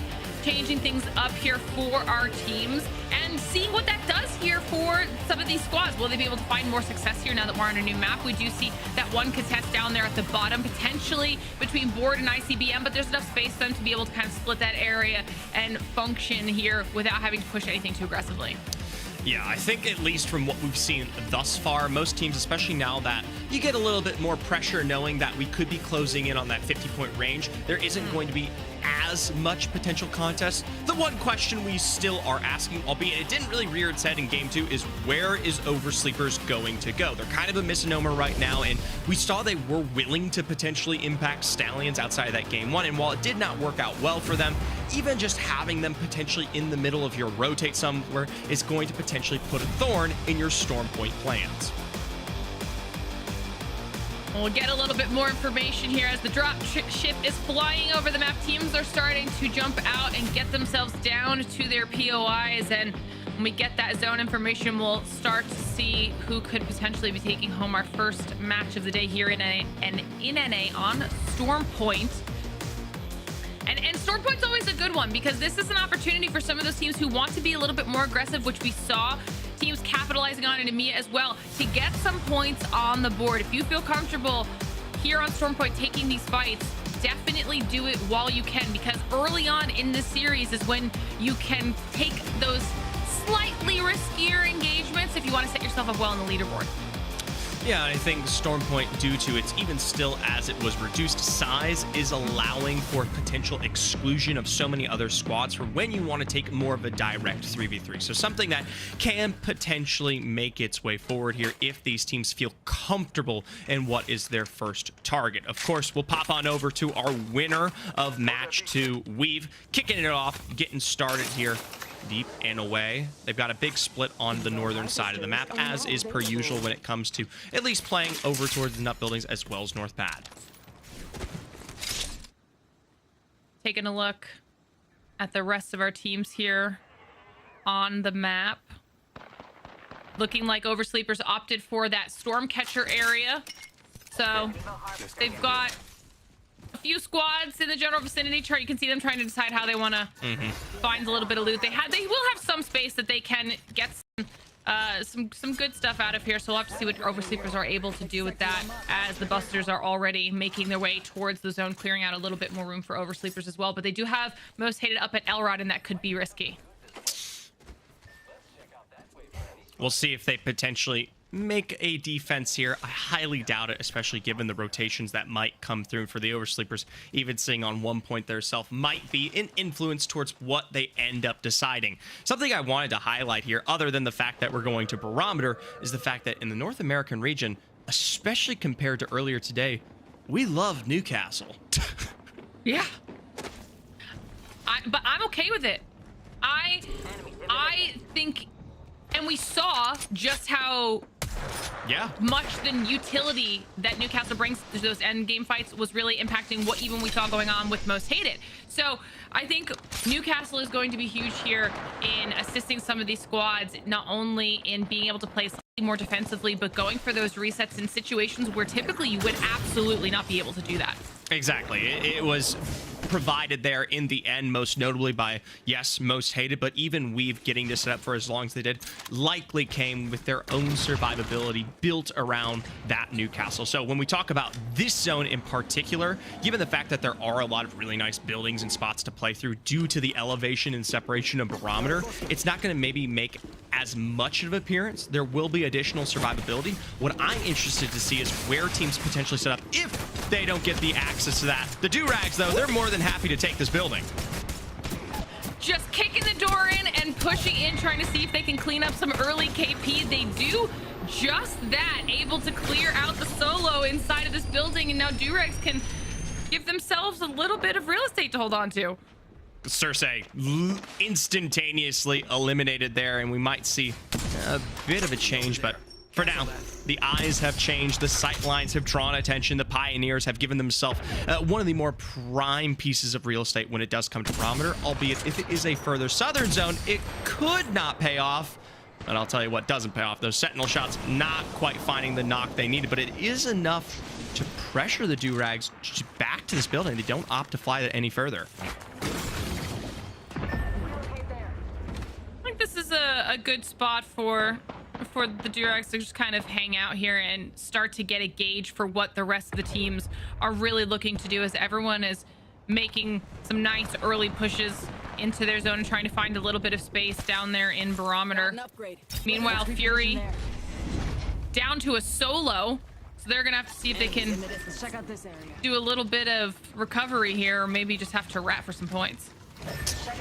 Still got time on the board. Either way, there's also, you know, a lot of potential for recovery if you have the time, especially with a lot of these spots towards the southern side of Barometer very open. Rotations are likely to come through, albeit it's going to be a tight window here. You can see evacs, Jurassics, as we just saw moments ago. So many squads now looking to fight for positions into access, like the position of Lost Donuts, albeit they haven't really claimed one of these lower-ended buildings. There is likely the transition to either those towards their west, or potentially even what we see out of the east, where, hey, look at that. Notably, they have set up the castle wall to give themselves safety. If they can hold on to this area for a little bit, they've got a nice place to bunker down as well. They don't have anybody at their backs. They're on that slower side of the circle, so they won't have to worry about moving too much from the ring either. So for now, Lost Donuts are looking pretty comfortable. They are near Oblivion as well, who's been there obviously since the beginning, so they'll have to be keeping their eyes on that squad, but at least set up well for now as we get to take a look here at the rest of our squads and how some of these rotations are going. I'm interested to see eventually where Native Gaming end up, a team that we definitely put in our heavy hitters list, currently at 10 points if I'm not mistaken, but they were relatively close here rotationally, so they should be able to find a good spot as well. Yeah, potentially setting themselves up early could be big. A squad that I'm more interested, though, is KCP. Set up alongside the mill as well, where we actually find Native Gaming still around the bean area here, opting to play a little bit more of an edge style entrance. You can even see that well within at least their initial composition. Purple Slushy, though, they're kind of happy that this is delivered. Snipe down first of all. They run across that water, and I mean, Slushy are more than happy to take advantage of your open angles. Still, though, in response, Bullets picking up one. Was that a caster curse? Does that count? No. Okay, good. They're still alive.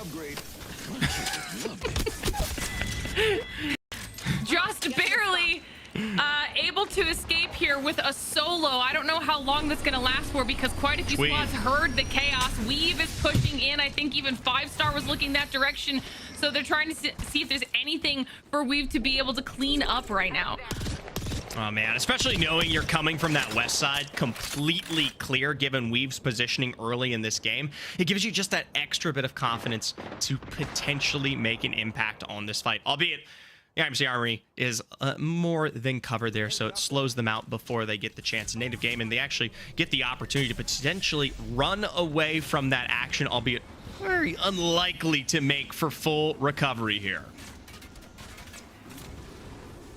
That northwest side of this ring was definitely a lot more congested than I think any of those teams up there had initially assumed it might be. So definitely a risky push in for quite a few of our squads. Meanwhile, the eastern side looking a lot more open, opening up a massive path here for those teams pushing in late, the likes of Most Hated, etc. So that'll be what they're able to do with positions here. But Stallions, the team we were talking about before, only 11 points off of that match point status, moving in and find themselves a bit of cover.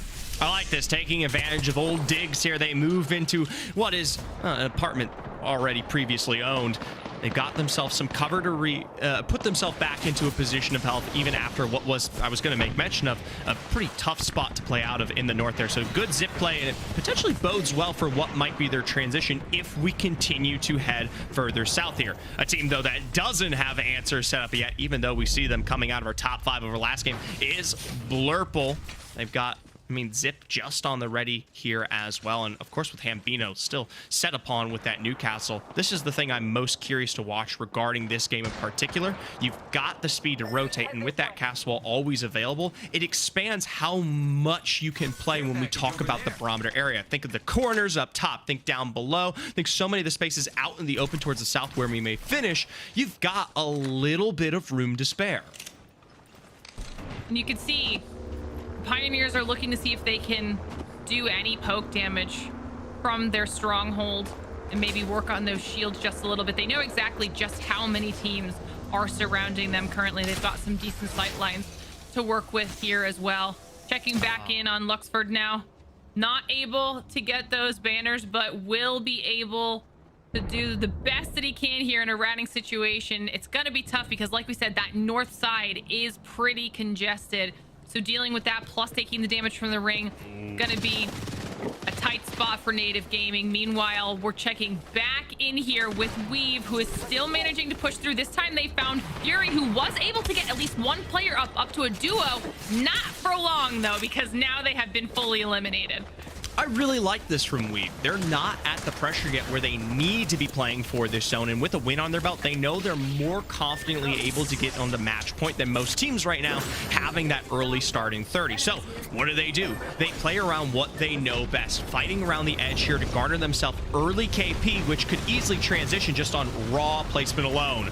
Or most hated, though. It's a good EMP to start things off. Wall-on-wall action. Bit of a crisscross that will prevent anyone from moving in, but most hated are still ticking in this zone. Haven't gotten themselves a position yet. Might, have to rotate all the way around this, given how nice we have set up here on the other end.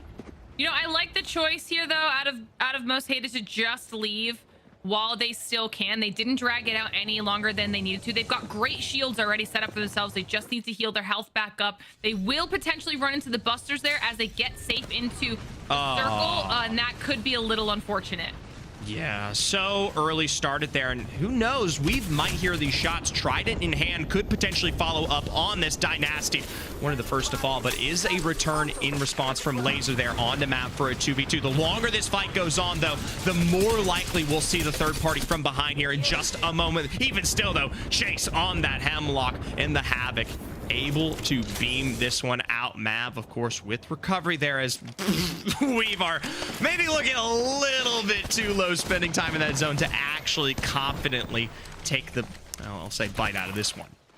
I think they definitely thought they might have been able to survive a little bit better. Look at those health bars. It's really, really tight spot we find themselves in. They're able to find a little bit of safe area within that indent alongside the mountain and hopefully able to heal themselves up here.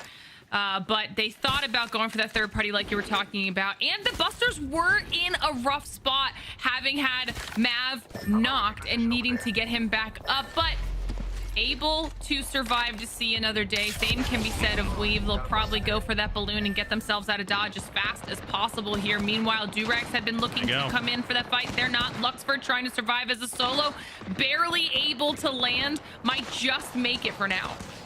Now remember, for Weave, I believe we just saw that wall utilized. You gotta wonder, do they have the extra energy to expend to get that one back online? They still aren't in zone yet, and to play maybe a bit more of an open area like this, they need to have that one. Granted, could always just potentially look to fight this one out. Of course, on the other side, the Busters, like you said, big evacs here. They're gonna pin themselves over on the edge, and there you go. That's the safety that'll garner you a position in this zone. Definitely keep them alive here for now. Just barely on the outskirts of that next ring, as you can see there on the mini map, but a couple other teams looking to move in, do the same thing. We've got Blurple, Pioneers, Luxford still making an insane solo push. As I say, that does finally get cut out by Mav, who was able to see Luxford on the fly in. So, you know, good attempt there with the routing situation, but Purple Slushy holding down this building for quite some time. They're able to see a lot of these teams moving in from the north side, now fighting Weave, who I feel like has just been battling to stay alive. Yeah, one moment more. They do get that wall up just in the nick of time here to give them that position on the other side. I did want to point out, though, this zone in particular. It is absolutely absurd that this one caters more over towards that western side instead of what teams might be more used to when we talk about the eastern end. As a result, there isn't a lot of stability that you can play from when we talk about the east there. For the Pioneers, though, we'll check in with them. A big leap forward with the castle wall. It does keep things living for just a moment longer, but for Blurple, they're still picked apart either way to take us into our top 15. That Devo definitely helping the Pioneers out, also giving them a little bit of breathing room now as they can push in a little bit more safely to get into the next ring. Meanwhile, Busters trying to see if they can do any damage onto Purple Slushy, Weave, 5-star, all those teams on that western edge that are going to have to start moving south to get somewhere safe. Could be in the line of sight of the Busters. Purple, though, do take bridge here, and it's just one crossover to the beach on the other side. They gotta clear this back end, though. It makes it so difficult here, especially after already expending, I believe, that catalyst wall to get to this position here. You have to hope they have some form of defense, and coming down potentially now lower on health with Weave just behind them is not the spot you want to be in, especially in such an open western zone. Tenacity out, Oversleepers out, Purple Slushy doing what they can to survive here. Just barely a sliver of health there on Future. Able to stay alive behind the shield, but not for long. Purple Slushy does go out. That western side is getting absolutely decimated. Weave, in the end, somehow surviving and now able to make a push in. Yes, I say that. It's just not working. It's not working for these teams on the western side. Yeah, this is what I tried to highlight on the map there in comparison to East, where you have a lot of the tree and beach line to survive alongside with when we talk about this zone finishing usually towards the eastern barometer. This time around, you have this particular island, and then everything else out in the water is completely in the open. For now, though, towers down, teams have rotated in. We're talking about barometer direct for the rest of these rosters trying to make their way forward. ICBM in a rough spot now, down to just a solo, trying to see if they can maybe get these heals off behind the knockdown shield. Will they be able to survive long enough? Just barely. Albert Lely moving in with the Stallions as they clear out this space, and that's massive for Stallions. They're trying to fight through all of these teams to get closer to where Oblivion and Lost Donuts are. Really like this position from the Stallions here, especially because if they can clear out the other side of the barometer area here, especially before we see that zone close in, they're going to have a really nice time dictating where they want to go. Meanwhile, from below, Charmander stunted on the other end. KCP in the kill feed, they're struggling for the life of them. You hear those shots over towards the western angles above here on barometer as they face their end. Stallions looking to see who they're going to have to potentially push through, see if they can do some damage in their backs before they make their move in. Oblivion has been here the whole match. They have been holding this down, waiting for teams to move in, and as everybody realizes it's now the prio position, everyone is collapsing towards them. Stallions, though, with a great spot here. This is so good for the Stallions. Make their way across and now are turning to focus on the other side. And why is this important? Because they need just a handful of points to hit match point here, and getting to target those on the late rotate outside of barometer is huge. 8th gang, though, they'll maybe bring that number down a bit lower here. Big Beams, Devo in hand, can't pull off the damage quick enough to secure the wipe out here. Wi-Fi still up, though, with Mav completely dropped down. They do look a bit more confident, having to stick the revive, though, and expend just a further heal once more. They don't have the time here to go for full recovery. The ring is at their backs. They're being forced to make a move in. Some of those players not even fully healed when they do that. 8th gang does get eliminated as a response to that. Buster's down to a solo. Falling not shortly after. And it's Albrelelli who's just melting with that nemesis. It is so perfect. The setup there on to Hyde, turning around, picking up the KP to boot, and now they are literally just 2 positions away from securing match point. Oblivion delivering from below might make that an easy point to pick up here. 2 wipes from around the pillar take us down to just 1 on the other side here. Oblivion, they're going to be able to pick up the loot in remorse for that one to keep themselves healthy after really not being able to pick up a whole lot this game. Remember, staying hard in that position for an extended period of time does make it harder when we talk about playing out the late game. Stallions, on the flip side of things, have found themselves with the KP, with the loot. They're now in a really prime position here. They've got the wall that they can utilize to their advantage as well. They know where that team down on the low ground is. If I'm not mistaken, I believe that's Thugget's 5-star also looking that direction, seeing if they can maybe pick up a few KP, knowing there's a squad there behind those rocks. But right now, Stallions can just wait for those teams on the low ground or inside the building to start making their moves. They have those sight lines down on them, could get some more points. really, really good here, and potentially you can send one over with EMP combo to get damage out early, potentially Alb out forward, follow through with the castle wall, and you've got yourself just the setup for survivability, which is literally all they need to do. 2 more squads. That's all they have to survive here, and with height to their advantage, I would be absolutely shocked if they can't extend this one out. Like you said, Oblivion trying to figure out how they want to play this one out. Having held here for so long, they'll definitely be at a slight disadvantage compared to some of those other teams who are able to fight through, get that additional loot, that additional Evo charged up. Stallions looking for that final KP. Are they going to be able to clean that up? Al? At this point, you might as well just go for the full send there if you know you can confirm it, but with wall down and FSC eliminated in the hands of Blink there, Stallions are able now, finally, not off of the KP, but their placement alone to be our first match point squad. They'll get climbed up on, though, almost immediately with teams forced to exit the building. A quick zip on the other side, and Alb sliding through, sends Lost Donuts out of here as they've got to take an EMP, and they've got to make a drop here. Stallions have done exactly what they needed to do to get to the point they wanted to get it. As that comes through, 5-star on the low ground gets eliminated by Thuggets, who have moved in as well. It's all down to Oblivion, Stallions, and Thuggets. And as Stallions drops down to take the fight here with Oblivion, it could be in the hands of Thuggets, a potentially third party here. You see Blinks are trying to move around and survive here. This with these Mozams able to do a lot of damage, and somehow Oblivion able to survive. They could just drop straight down on the last squad. Blinkstone reads low on the health. Nano taking a bit of damage on that shield. Doesn't bode well for this next drop. A mobile shield, but they will dance around. Makes Oblivion's job twice as hard here. Even still, Reeds will try to stick it out. Gold revive the knock. He doesn't survive the health, and the Thuggets from below take the win. I cannot believe that is how that just played out in that moment. Huge congratulations to Thuggets for not only surviving multiple teams looking their way when they were behind that rock, but they moved in to take out 5-star at the perfect time when the teams above were distracted and they didn't need to worry about the third party, and then were able to recover and somehow survive that drop down.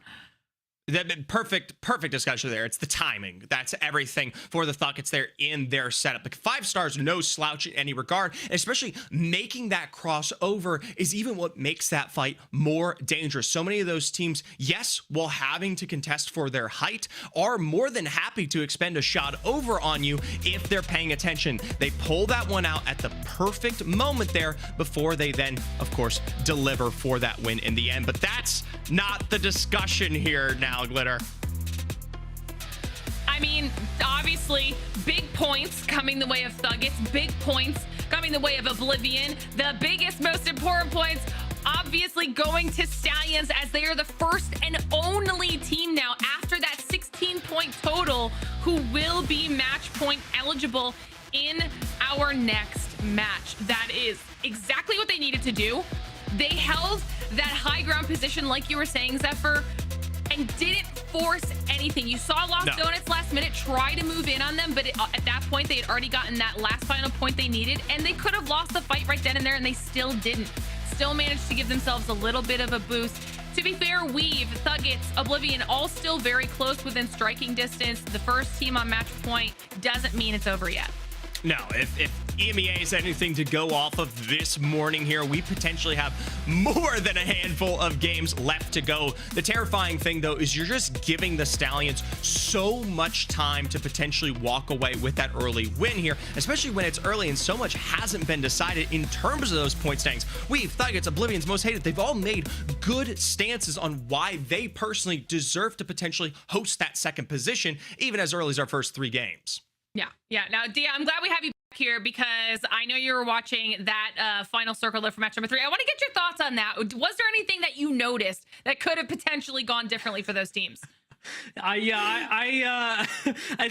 laughing because I know that Glitter sees me typing in production chat and he's like, I'm going to call him out. I'm just going to make him talk about it. In that final circle, I am very happy for the Denver Thuggets. I love them very much. They're very hardworking. Oblivion could have, should have won that game because they're on high ground and they have like 6 nades, like 2 thermites, 3 arc stars at least. That's in the hands of one person, and there's no Newcastle wall in the low ground. There's no anything. The mobile shield's just used. Just throw the nades. Like, it's hard to do. I know it's hard to do because there's a lot riding on that moment, but just throw the dang nades. Could have changed the outcome for Oblivion, would have given them just a few more points, at least heading towards the direction of match point. And sometimes in that end game chaos, you know, that's just what happens. However, in the end, it did give those final points over to the Thuggets. They are just above Oblivion as a result of it as well. So interesting and fun way to close out match number 3. But it's time for a little bit of a break here in our matches as we kind of recap where we've gotten to so far. And in order to do that, we need to bring in a special guest to help us. And this time around, we're here in NA. We get our most recent Split 2 playoffs champion, Phony, joining us to hang out. Welcome, and thank you so much for coming on the show. Thank you. I appreciate it. All right, we're excited to have you here. We're going to talk all things LCQ in just a second. But now that we have you a couple weeks after the event, I just want to talk to you a little bit about what it was like winning Split 2 playoffs. Like from an individual perspective, what it was like to make it through 10 games and then be able to raise that trophy above your head knowing that you guys had clinched that title. It was an amazing experience, you know, being able to live basically everyone's dream. Every player there wants to win, and you know, we're basically living out their dreams, you know, Zainu, Koi, Don, and I. And it was an amazing set. We brought it back from, you know, 0-point deficit in the first 2 games, and we were able to mental reset, and you know, got to shout out Don's Taken all for that. I want to give a quick call out, and we're not going to spend too much time on it, but nice haircut. I like it. It looks good. Now for the question, you actually uniquely have spent a lot of time in an era of Apex where teams that weren't pro were able to face off against teams that were pro in Series Z. And even before that, you were playing with My Little Phony. You then went on with W. So you've had a lot of time playing with teams that aren't quite pro and still making it very far into pro lobbies. When you're looking at something like the LCQ, what are you expecting to see from IGLs to help their team succeed in an environment that they may not have the firepower to just overwhelm? I would just say confidence and assertiveness. You can't really doubt your calls as an IGL. And I like to see, you know, a lot of that from these IGLs, these top IGLs. I learned from them and I was able to compete with them, and it was an amazing experience. So seeing these LCQ teams, you know, pull off the confidence that they have, you know, Stallions are being really dominant and they're just calling things, you know, left and right, doing clinical work. I'm not going to lie, you know, getting match point in 3 games, you know, it's something I've seen, something I've done, getting match point in 4 games, you know, they can take this all in the next game if they wanted to. Well, whether or not they take this all in the next game, we've still got a few to work through here. We're going to take a look, though, back at some of these initial starting points. And I want you, Phony, the IGL mastermind, the leader of our current recent performances, to help me break down especially what we've seen thus far, especially with this first game here, because when we talk about this early zone, or at least the one on top of No Name, this is an unusual end for these teams to navigate. Yeah, man, I've seen this zone way back in the day, and just seeing it brought tears to my eyes. Abrelele put in a clinical work playing from the 2-story, you know, coming to this roof, clearing out the team up here with Crypto MP. That's the best thing you could have seen, best outcome they could have had, and you know, they were just wiping this whole lobby left and right. Is there any lesson for some of the teams on this low ground that they could have potentially worked with instead, knowing that height plays such an advantage? Yeah, the team underneath, I'm pretty sure it was Tech's team. They could have easily, you know, committed to that zip and wiped the team on height if they wanted to. And they just hesitated. They went up there, they saw one was knocked, they saw that they were resetting, and as soon as one of them shot them, they got scared. They jumped down, and I feel like they should have committed to it, and they could have won this game. Well, ultimately, like you said, it has been Stallions on the calls, so confident here. But as we take a look in this second, it was Weave that ultimately comes out on top. And while we didn't really get to see it here, I want your take on teams that are just trying to survive over on the edge here, especially when you have 2 or 3 squads all sharing the same area. Yeah, ability usage is very important in this situation. And, you know, these guys, they didn't use it really well. I felt like they could have saved a lot of their abilities and, you know, climbed up and placed that castle wall, stalled it a little bit. and then, you know, climbed up over it and then placed a Newcastle wall so they wouldn't have to reset like this. And they could have had a really big game. But I feel like utility usage and game is really important. You know, the timings of it. You know when to use it, when to not. And I feel like if you do that, you'll be able to perform it really well. Yeah, ultimately, Weave here walks forward in the end, and it really does come down to those nitty-gritty second-on-second timings here, because they, on top of their pressure they apply over to the side here, are more than happy to cut the zone with the wall and allow that to find the additional survivability to boot here in our game 2. But game 3 from above, maybe you heard us discussing it. Maybe we talk about those nades again. Ultimately, what's the secret recipe here? I feel like Stallions could have also won this game, but they did get griefed by a duo. The duo just, you know, sometimes you get unlucky. Sometimes the duo chooses you, sometimes they choose the team underneath you. And I feel like if they had time to, you know, plan out what they were going to do on the drop, they would have easily wiped this team and, you know, been able to reset for the, you know, third party down below. But they didn't have time. So it all really comes down to being lucky or unlucky when it comes to stuff like this. You could get griefed, you could not. All right, well, that was a really, really good breakdown here for our final circles, Phony. One final question for me before we let you go as these highlights wrap up as well. Obviously, LCQ is that combination of those challenger circuit teams as well as the teams still fighting from Split 2 to make their way through. And we have so many other opportunities that are now coming up throughout the rest of the year. So for anyone who's aspiring to potentially make their way into the Apex Legends competitive ecosystem, do you have any advice for people looking to do that? I would just say, you know, write down your goals, you know, commit to them, be consistent and look to achieve them. Don't, you know, doubt yourself and don't let other people doubt you. And if they do, you know, just show them wrong. Which is exactly what you did. All right. Love to see that. Phony, thank you so much for coming on and hanging out with us here today.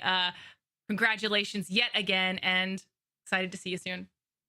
Can't wait to watch the rest of the games. Thank you guys, and I hope you have a good rest of your day. Thank you. All right, he's right. We've got to start talking about, or we have to start watching these upcoming games because we didn't know if it was going to happen. It did happen. We now have one of our teams here on match point, and it's all in the hands of Stallions. Will this be a shorter series of matches, Dia? You look a little skeptical. Are we going for double digits here in NA? Like, what are you feeling right now?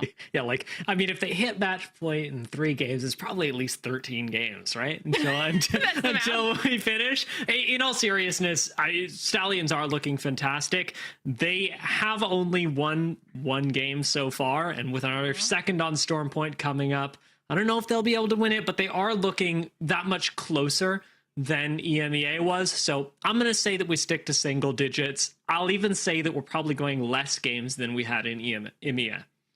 I like it. I like it. Well, if that is the case, that doesn't mean that there's any less games throughout the rest of the year. You heard me mention it to Phony. We've got lots of new exciting things here for the Apex Legends competitive community. And one of those new things is what you will now know as the BLGS. And if you haven't heard of this yet and you have no idea what I'm talking about, check this out.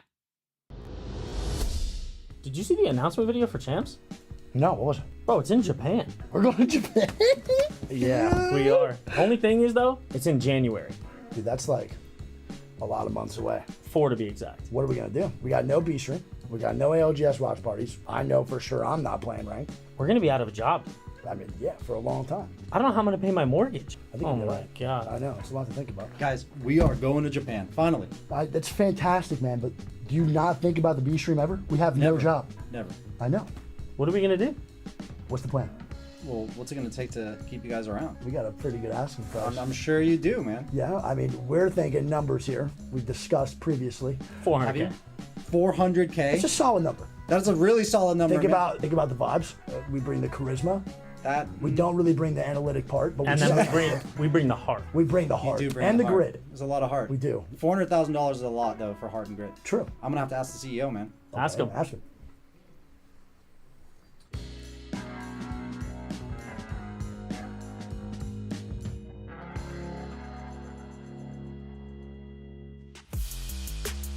It says stay tuned for more info.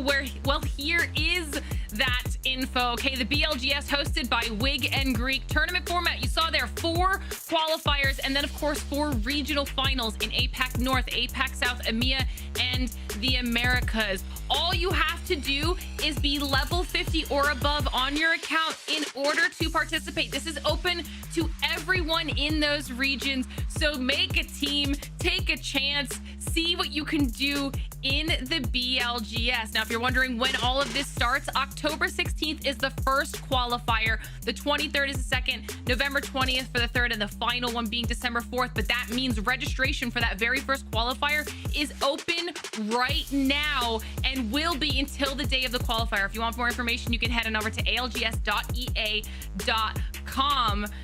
Get yourself signed up. Join in all of what is sure to be the perfect amount of competitive chaos. I can't wait to see what happens in the BLGS. But now that you all at home are busy getting yourself signed up for the next round of competition, we have to continue with the competition here in our LCQ. We are 3 matches down, which means match number 4 is ready to go. So Dia, I'm going to pass it off to you and Graceful to get us back in. All right, let's get this one started back up. Graceful, we are back for Storm Point. The last time I saw you, we were over on World's Edge, so things have changed quite a bit. The standings, however, have more or less continued in the way that they were looking when we last saw them. Stallions have hit match point, and Weave and Thuggets are just behind them.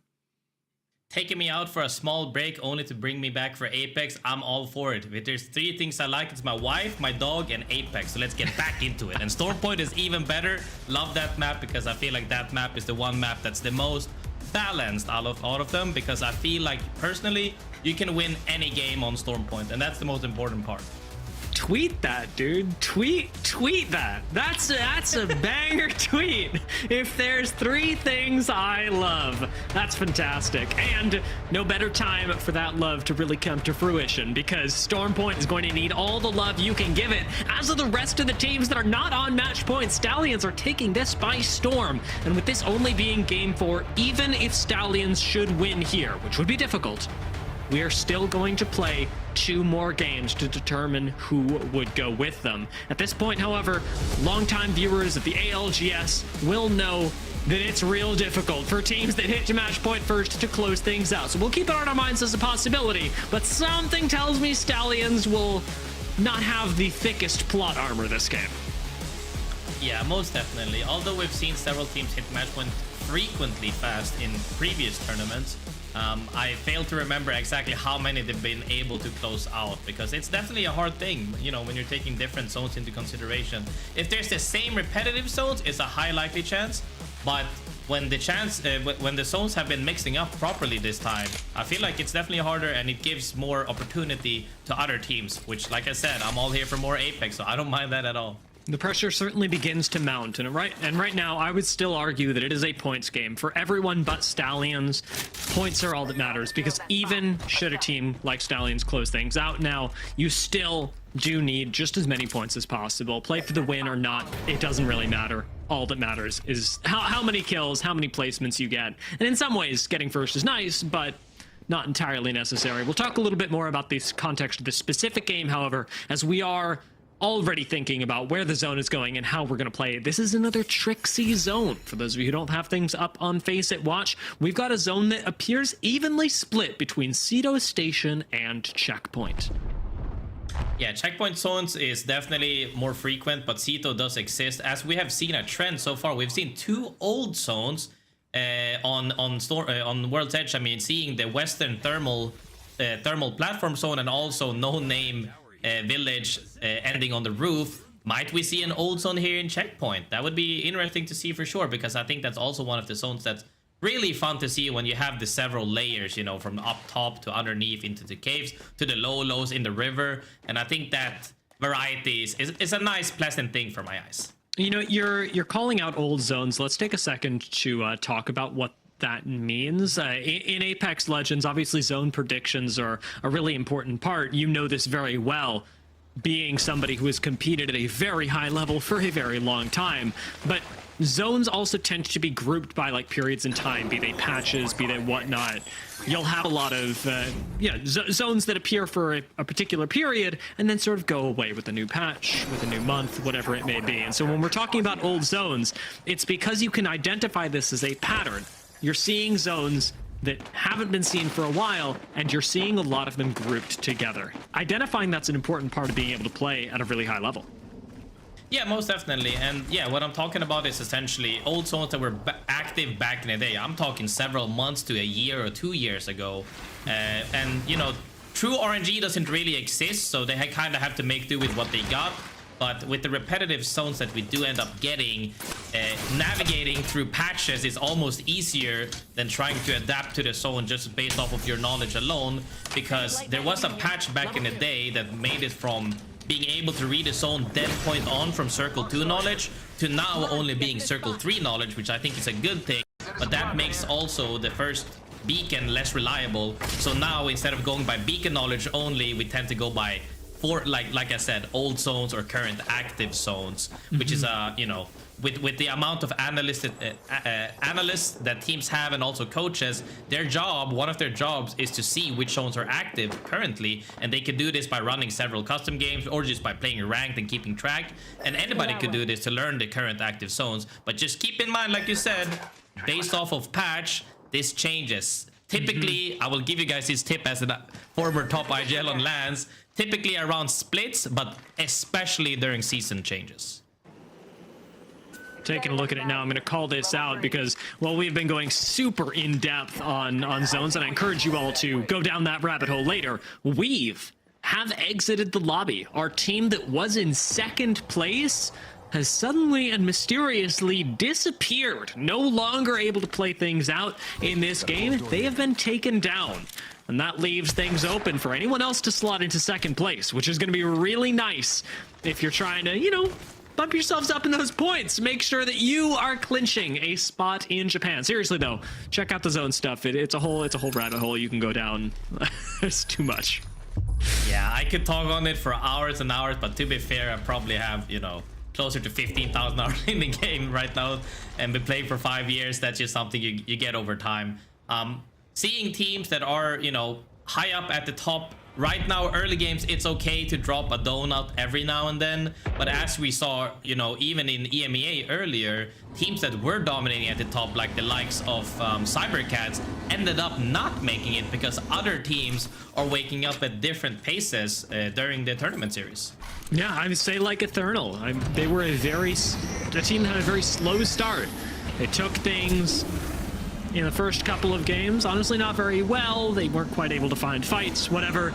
But during those last couple of games, Eternal became very consistent. This was over in EMEA, and you can always, of course, check out those VODs both here on the channel, on YouTube, or on FACEIT Watch. All those things available to you, and I'm shouting out FACEIT Watch once again. They haven't even asked me to.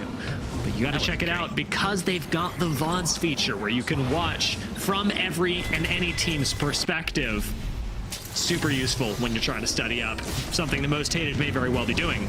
Given that they've already lost 2, I'm going to be studying up on what exactly happened here. Tech already leaving that in the rearview mirror. Yeah, getting down early is typically over in most scenarios, but with the meta currently having a lot of, you know, Newcastle being played, meaning support character, it's not over yet. They can still craft and come back into the game. I'm not too worried because the first couple of zones aren't really that scary as long as you pick up medkits and ranges and phoenixes. So I'm hoping to see Tech and the boys reset here. It'll take Tech a little while to get into the ring, but I guess we'll find out a little bit more about that journey in the next couple of minutes. He doesn't have that many heals, and a lot of our teams are actually kind of scumming for heals right now as well. Gent in the zone right now does have a little bit more time than others as he wants to try and hit a ring console, something Pioneers are making sure he is safe doing. But we've dropped yet another team in the meanwhile, and these things are happening slowly, almost silently, but FSC go down. It is just the second game on Stormpoint, the 4th game of the day, but we are dropping teams so quickly. When the fights get going, they are ending almost immediately. Yeah, and I think that's something that, you know, people a lot of the time talk about roller players being mechanically strong, which is super true to this day. And I think NA or America is mostly known for that because they have the whole community and experience from other gaming communities and scene developing in America. And that's really showing because everybody's getting one magged here because all the roller players are god tier.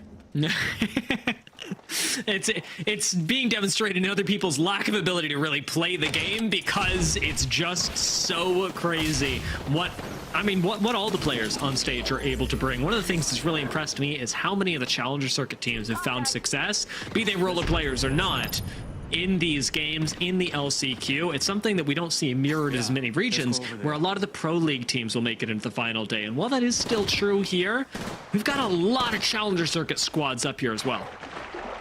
Yeah, definitely. And like I've said for, you know, every region as well, there's so much untapped potentials in the scene underneath Pro League that I think people aren't giving the chance. And, you know, it's hard when you don't have that many tournaments outside of the ALGS mainly to show up, really, because scrims is a okay indicator but not end all be all, whereas that's why we're seeing some big names maybe lower end on the leaderboard, whereas some other people that we aren't expecting to stand tall, because when everything is on the line, they play differently, and it's great to see that. Real quick, I just something BLGS. if you don't have the experience, if you haven't been able to play against the best teams, that's going to be your place to do it. The Pioneers, with plenty of experience themselves. Onmu, really one of the most experienced in the scene, has won the regional championships that we had back in the COVID days of the ALGS. Yes. Pioneers being actually played with them a lot as well. Not only ranked, but we played under the same org during that time, and he has always been phenomenal. That's right. Yes. You were both on Kongarna, right? Yes. Yeah. I forgot that they had teams in multiple regions at the... Yeah, that was wild. A little bit of a throwback for those of you who've been watching Comp Apex for a while, but there's lots to study up on. 100 Thieves even on Moose played for in the immediate aftermath of that. But to bring it back to the present, we got Board rotating in on the back of Most Hated. We got Stallions down to just a duo with Crook popped into a box. Albralele trying to clutch up and unable to do so. Presley cleans up the Stallions, and we will be going to another game. I told you the plot armor wasn't going to be thick, but I didn't expect it to be paper thin. Definitely. I think that just shows that, you know, anybody in this lobby is super strong, and even if they got match point, closing it out is a completely different beast. It may even be more difficult for the Busters to survive that shutdown. Presley has done the lobby a favor, keeping us going for yet another round. But the Busters do get sent on by Fury almost immediately afterwards, pushing them back. Cersei going to join up with the rest of the squad, not running Caustic on this map. Instead, the Pathfinder that on Stormpoint provides some much-needed mobility. We have just reached the point where loot becomes that much better as well, so a lot of teams will benefit from being able to pick up just a little bit more off of the reset. And Board are making their way in. You could see them just in the distance here, making their way up towards checkpoint in a slightly different fashion. Yeah, doing this macro rotate from the northern side is actually really good, because a lot of the time when the zone is ending in checkpoint, especially around that area, a lot of the teams aren't too bothered about teams that are rotating under them, because they have power spots, so to say, to keep teams out. Speaking of power spot, people are definitely fighting right now for one. ICBM and 5-star do take an engagement. It's 5-star that goes down. ICBM have hardly taken damage, but Kikix does take quite a bit on the engage from the next team up. It's Oblivion that we're poking their heads in, seeing if they could take a chunk out of ICBM, but a good defensive position does keep ICBM alive. Oblivion watching over this, keeping everyone honest. We're the ones that went fishing, but they're not going to engage overly much as they see Ape Gang in the distance and have got some gatekeeping to do. If you're Oblivion, it is a really nice time to just sit down here by the spider caves and see if any teams try and late rotate in. Yeah, this is where one of the consistencies and discipline comes in, where they're trying to just clear their backs before they decide to commit to anything, and that's 100% the right play, what you need to do, because you let even a tiny chance of a team thirding immediately from behind, even coming late with the zone rotating, it is not good. But the fact that they're disciplined shows good promise. Purple Slushy with some nice holding as well. They've already set up, you could hear it, the Newcastle wall on the high ground that keeps at least some small area of safety for them. I like the shield swaps that they put down on the ground as well, giving Purple Slushy even more staying power. But eventually, this ring is going to force everyone, even the Busters, who have gotten their third back up, who are on triple reds, and who ostensibly have looted the Mythic crate as well.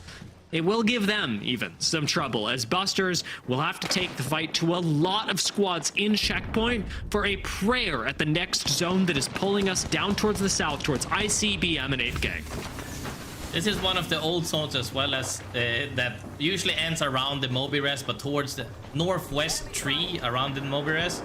And this is definitely a tough one, because like you said, most teams that are posted up in on top of checkpoint are gonna have to be congested together on the side, whereas teams like Oblivion and ICBM get to control the outer southern edge, making it a lot easier for them to just get cleanup kills as other teams have to fight their way in.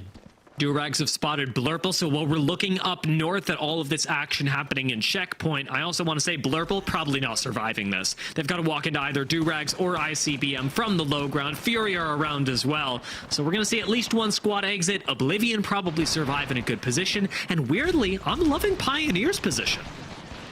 Yeah, Pioneer's position is actually good as long as they can keep the northern threat off them, because they come in from an LOS that Pioneers can't really see to shoot them without being able to take aggro. But definitely Blurple being in that spot, coming out of that tunnel right there, getting gate kept by two teams, is in the hardest spot. At this time, the best bet you have is just a path energized sipped into a team, trying to push them back and getting a spot to survive, but definitely hard. But I would say the hardest part of this lobby is the northeastern side, where everybody from checkpoint is coming in, because we're talking 6 teams, maybe 7 teams needing to go in at the same time as the zone is closing. With 16 squads left, there are very few points that have really been collected in this match. We've seen a couple of kills, but a lot of the placement still needs to happen. Many of the kills are about to go down. Denver Thuggets and the Busters, 33 and 32 points respectively, are those next teams that are looking for a second place to get closer to match point. And the Thuggets on your screens right now are the ones with a lot of pressure on them to try and match the match point team Stallions, to be at least another threat in this lobby. We'll see what Purple Slushy are able to do. Yeah, we're definitely seeing people evac in, and that opens up the Purple Slushies being able to take a 3v3, but even then they're doing a 3v3 with zone behind them, walking into zone, not knowing what's in front of them. At this point, do you just play for kills and placement, or are you actually trying to survive getting a playable area? It's gonna be hard. Purple Slushy's high ground is really good right now. I like that nade. Just softening up the team on the low ground, but you will have to drop eventually. Purple Slushy cannot lose a member up on height. They're keeping track of multiple fights as Lost Donuts and Tenacity both fall. 13 squads left, and we should lose a few more. The Thuggets and Oversleepers start to clash. Thuggets go down. That's our squad that was in third. Purple Slushy drop down to the ground. Oversleepers, Thuggets, most hated, are all down, and the Pioneers clear their backs, firing up the hill and taking high ground. I'm not too sure about that drop. I know they wanted to clean up the fight, but they had to have known there was several teams around them. Still though, trying to get the KP and playing for placement might have been a solid play, but the moment they noticed the platform was in, they could have slowed it down a little bit, in my opinion. They very well might have. And that little misstep lets Pioneers be the team to come up and clean it up. Pioneers, who, may I remind you, barely made it into today, still are one of those teams that everyone is keeping their eyes on. Nice swing from Fury. Cersei with the Mastiff starts cleaning up some serious kills, with Ram going down first and being thirsted. The Durags follow. Cersei again with the Mastiff does a lot of work, but goes down immediately, and it's just Avexis left with 2 squads on either side. Avexis is going to send it out the door, looks for the kills, gets caught. Fury go down, 7 squads left, and the zone closes again graceful. Yeah, congested indeed. 4 teams just passed away on the east side of the map. One team is playing on the roof, didn't decide even to join in on it. We're seeing Like, I think Pioneers is probably gonna have to take this because they cleared out the northern side and they have the most space out of everybody. But Oblivion, however, could be contesting for a side of the map. It's gonna be rough regardless. Everybody coming in from this house is gonna run into each other unless teams decide to push on the opposite side of the map, but they shouldn't because they have the most space. Busters right behind Native could cause some serious problems as well. We already saw Busters who got their triple reds, who got the care package weapon out of the mythic bin on high ground and checkpoint. They've already cleaned up so many fights. You see them rotating out now with the help of a catalyst wall. Busters completely avoiding the attention of everyone else, putting themselves in a good spot and letting Native send it on forward to this high ground. Vayne makes the climb up, and I'm not seeing any threat onto Native just yet. This catalyst wall that will go down shortly, separating them from Pioneers. Yeah, they're all somehow coexisting right next to each other, but the firefight is about to begin as the two other teams on the map have nobody to contest them. So these guys are looking to clear a side. It all comes down to what utils is available for the teams here, because being able to just have a gunfight is not possible. That's why we're seeing the walls coming down, the queues coming down. And even these Newcastle walls are being chewed through. I mean, the one counterplay to Newcastle abilities is just shooting your gun, doing as much damage to them as possible. And we are seeing Luxford's wall be chewed through. The Pioneers on the other end of this are just keeping control of the high grounder as much as they can. You can't let Native wrap around behind you, and that is the biggest threat to the Pioneers. Yeah, most definitely, and they're getting pinched here by Pioneers, between Pioneers and Board, I think. Board being right under them and 8gang being in the window. This is a stalemate, but now the zone once again has to move. Somebody has to make the play, and I think Native might be in a spot to at least guarantee a few kills, if not placement as well. 8gang are gonna have to take out this wall, leaving through the door. Crows tries to make it happen. Bursty just goes down. Would have probably died to the ring, but didn't get that privilege. KCP wrap on Native, sending them down onto the low ground. So we'll see Native going down. 4 squads left. KCP retain high ground. Busters start to throw in a few shots, but can't close the gap. And Pioneers wisely smoke out this angle, giving themselves a chance to reset. Board may be able to do the same on the low ground, but hiding behind AO's gold shield, there's not a lot of maneuverability here. MJ somehow safe in this corner, faces off against KCP as the catalyst wall divides them, and MJ looks for a few more shots, forces at the mobile shield. Wizard coin goes down. It's just one member left for Board. MJ hiding in between these walls on Bangalore is doing work for the team as Pioneers get a gold knockdown res. Pioneers actually got flanked by Oblivion, but they returned the fire and won the fight? I cannot believe this. And Busters wrap around on this. Pioneers go down. It's the Busters that clean them up. Oblivion now being inherited as well. They go down, and it's Busters versus Board. Busters who take down the duo and find a win in Game 4. Definitely. Busters, I think, played a little bit low-key going through on the mid-game right there, seeing that Pioneers was playing hungry, and they were looking to flank Native, but then ended up getting flanked by Oblivion, and then opened up for Busters in the end to close out the game. It just goes to show that sometimes playing passively as well can net you a win and kills, and that's, you know, being able to close out games like that is great. And Busters did more than just close out the game. They played with a really, as you said, kind of odd, kind of difficult to predict motion through the mid game, moving from high ground and checkpoint. Remember, they got the kills on Stallions, then managed to reset. So they not only shut down the match point team, but reset, rotated to the opposite side of the ring, like with the evac tower, and then cleaned all that up against all odds. Against all odds, indeed. I think that they managed to hold a spot where I thought they would get pressured, but I believe Oblivion and Stallion held each other out potentially, and then that play unfolded in the end, you know, going towards their favor, and they managed to close out the game. I do want to take a look at how many points that was, because I know it was a lot. The Busters gathered so much momentum during the course of this game that they were previously missing. I mean, most of the points for quite a few teams have been missing because Stallions have been soaking them up. It takes a lot to hit match point in 3 games, but it's very likely the Busters have slotted themselves into second place because they had such a massive performance this game. I will say, did get away from KCP a little bit, who finished with 11 points, but a 24-point game for Busters. I'm no mathematician, but this should be putting them somewhere close to match point. And if they get caught up into that, we're only a few games in still. I would consider we're about midway into the series right now, and getting that big pop-off game is huge for them. I think though, seeing at the rest of the leaderboard is kind of even across the board, but that definitely is more than welcome. A 24-point game, anybody would be happy about. And right next to Board as well, who really did hang on for quite a long time. These two teams did put themselves in good positions. Board just not quite able to make the same exit that Busters did. Not a lot of people, I think, would see that move out towards the respawn beacon, and not a lot of people would be able to pull this off in just 4 games. Busters managed to rise up and meet Stallions, shutting down the match point team and putting themselves in a position to end the series.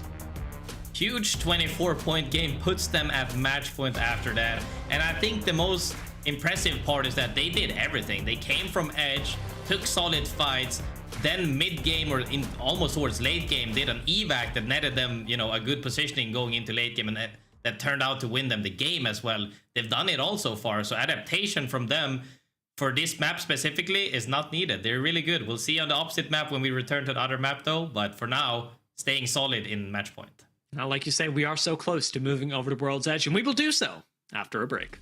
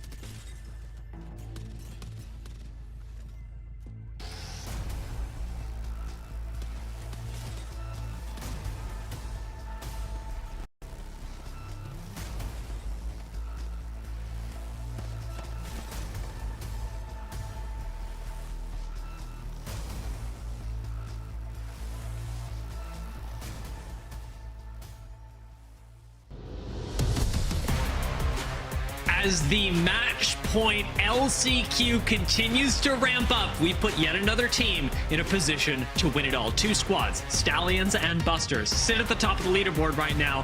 Behind them, Zephyr, 18 teams could still push us to yet another game. If EMEA is anything to go off of, we still potentially have so many matches to work with, but I'll remind everyone at home what we could be potentially playing into. If we do potentially see an end within this next game here, we will still play a match after that to round out our 6-game series here. Now remember, if a team such as Stallions wins, Stallions steps out. The rest of the roster still compete and, well, look for that second place positioning. It has not happened, at least today, or in any of our other LCQ positions, but it is important, especially given the fact that right now, second place is, I mean, in comparison to what we saw this morning, a very contentious spot.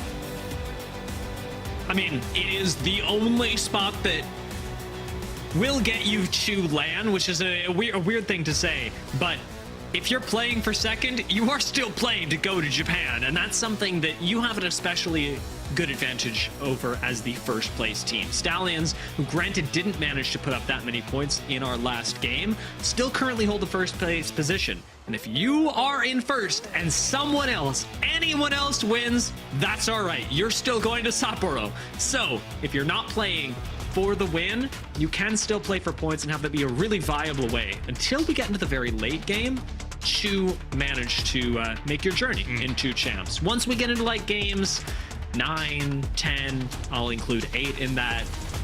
Playing for points really doesn't matter. You're playing for the win, if anything, unless you're in those top 3 squads, and by that point, everyone's so far separated.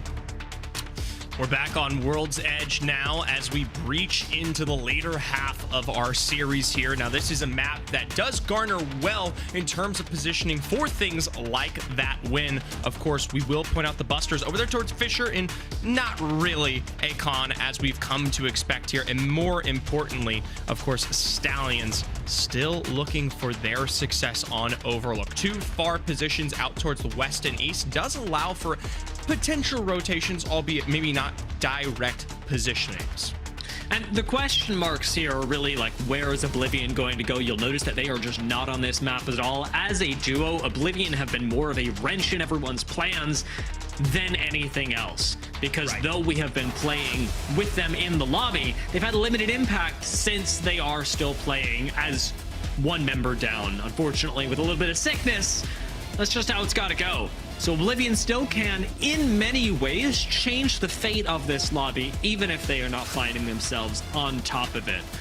I will say, Oversleepers, sorry, I've been saying Oblivion. I've got EMEA in there you go. Mind.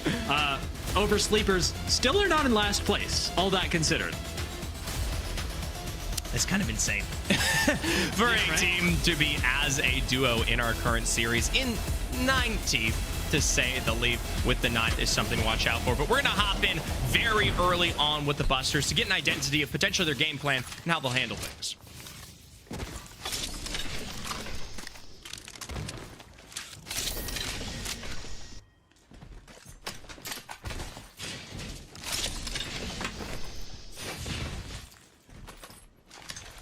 PK for you if you can. I have a massive. I can trade you. Okay. I need a G7. We'll be out in We hold 40 S? seconds. Can we hold S? Yeah. I think you can hold tunnel. You gotta be first though. What's in here? Mozambique here. I'm looking for a G7. A G7 Volt. I'm just gonna hit my red bin and then I'm gonna. Oh wait, we're gonna hit fucking.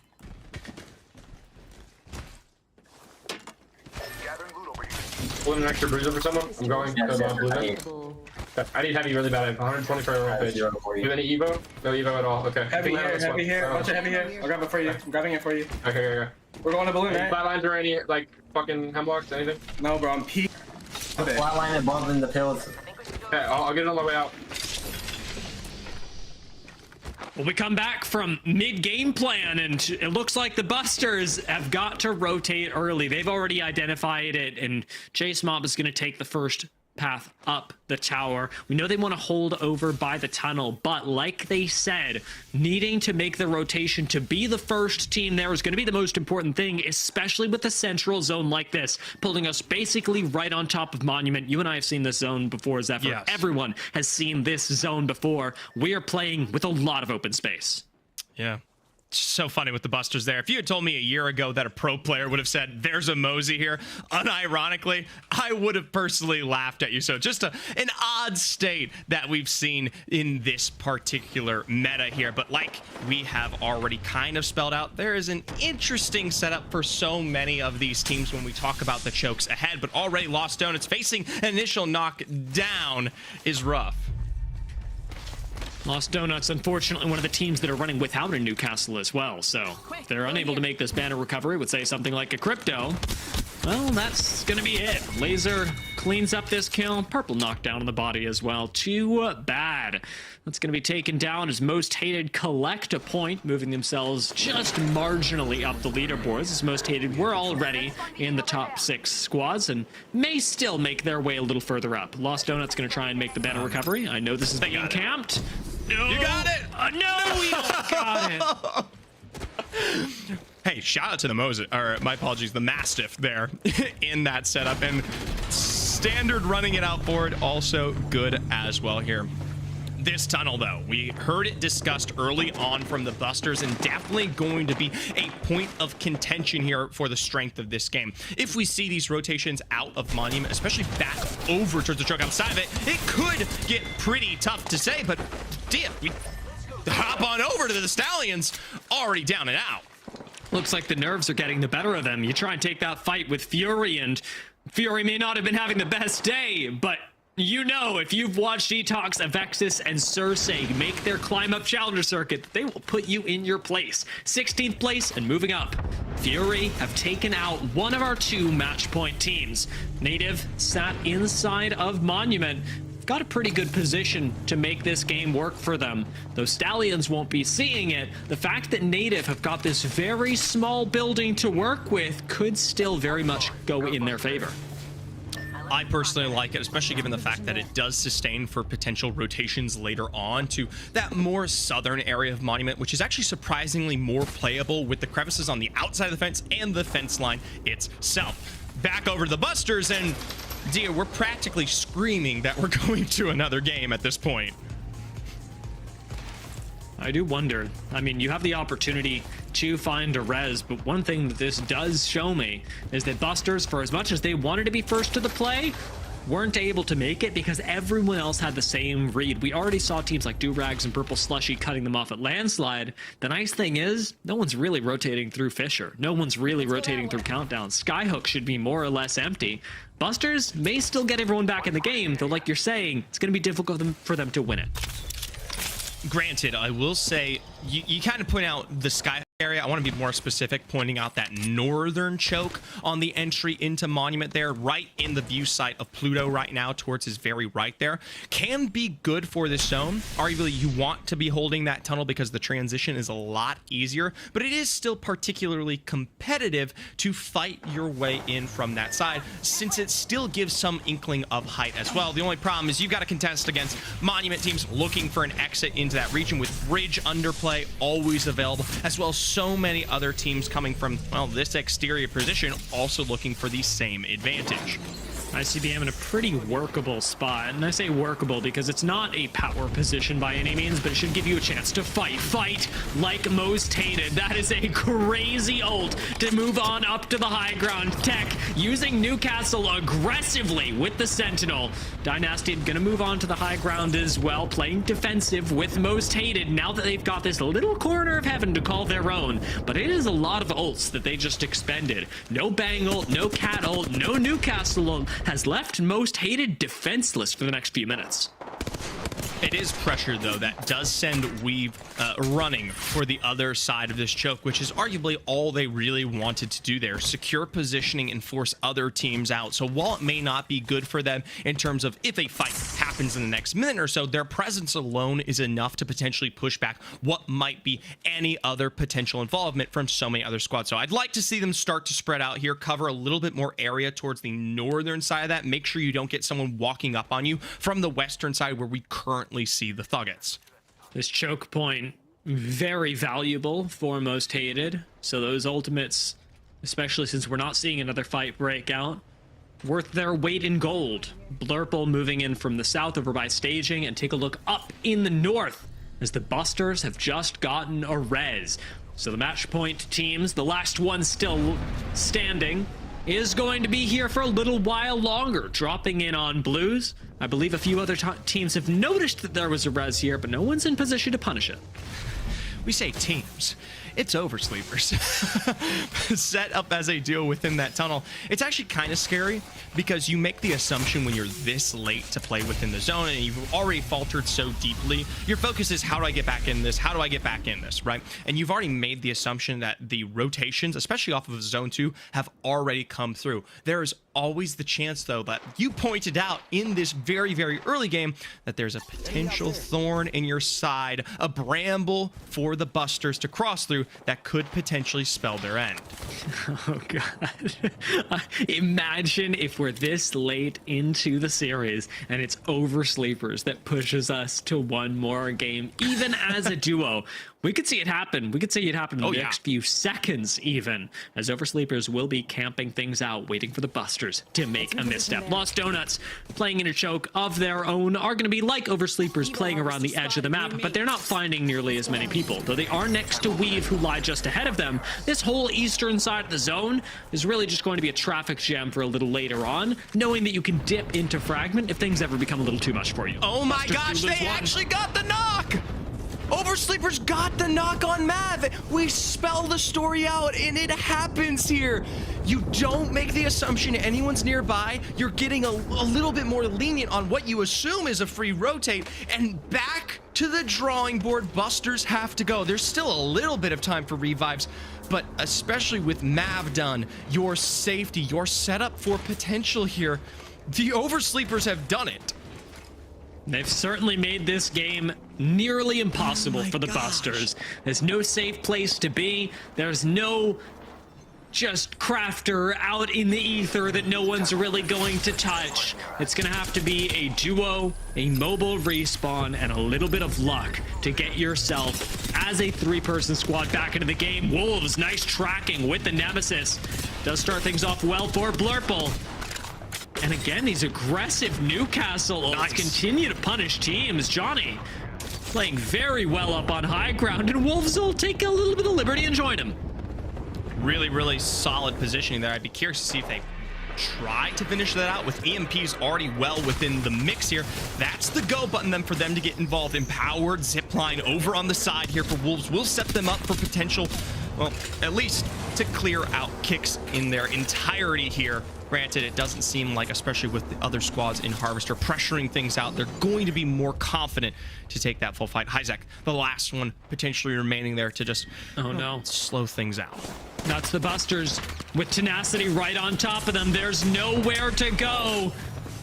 Chase Mob gonna try and outplay with the Peacekeeper, and he's taking up a lot of time. Enough time, maybe, that the Busters could disengage. Tenacity are going to flank. Chase Mob goes down. Presley comes back in, doesn't find a knock, whips out the wingman, and isn't gonna be able to do squat. The Busters go down, and Zephyr will be going in to match number 6. Oversleepers might be sick, but their game plans, or Bottery might be sick, but Oversleepers are sick with it. The Pioneers, they've shown some minor recovery in our most recent games here off of the edges of what was checkpoint.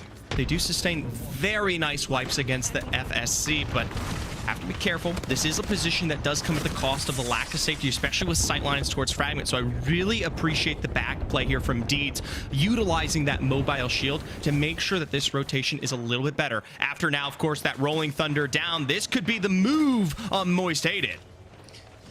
Most Hated's defensive spot was actually really good. They've got 2 Newcastle walls and a pylon, but Onmu doesn't care about any of that. He slides on in, takes literally 0 punishment, but he also finds no one. Most Hated have disappeared off the face of the earth, and those Skynades do find quite a bit of damage. That is nearly a shield break dealt out by Onmu. The Pioneers still have yet to be able to collapse on this. Most Hated are a slippery bunch.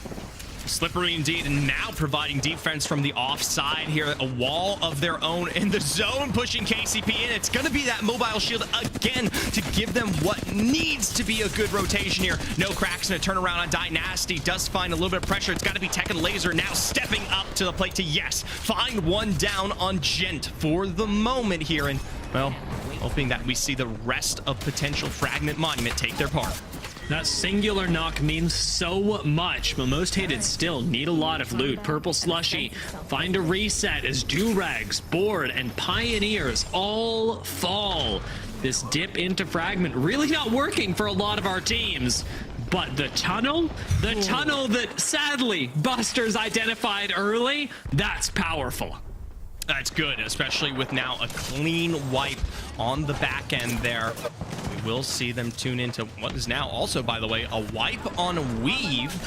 Down in 13th here. They've had strong starts today, especially with wins in game 2, but have not been able to continuously deliver after this point.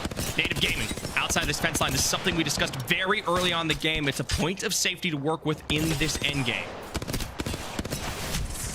Oblivion going to be the next squad that is in a position to move up towards match point. They're at 39 points right now, while Blurple and 5-Star fight things out inside of Harvester. Blurple working as a duo right now, do have a nice angle and a reset to make it happen. Wolves might get back into the game, but Johnny gets taken down first. Tenacity goes down as Blurple commit to the fight and fall themselves. 5-Star pick up Voodoo, and now, hopefully with a mobile res that somebody should have, should be able to reset and get back into the fight. The chaos of Monument, though, still the major focus of so many of our squads here. Lost Donuts losing out on one in what was potentially rotations ahead here.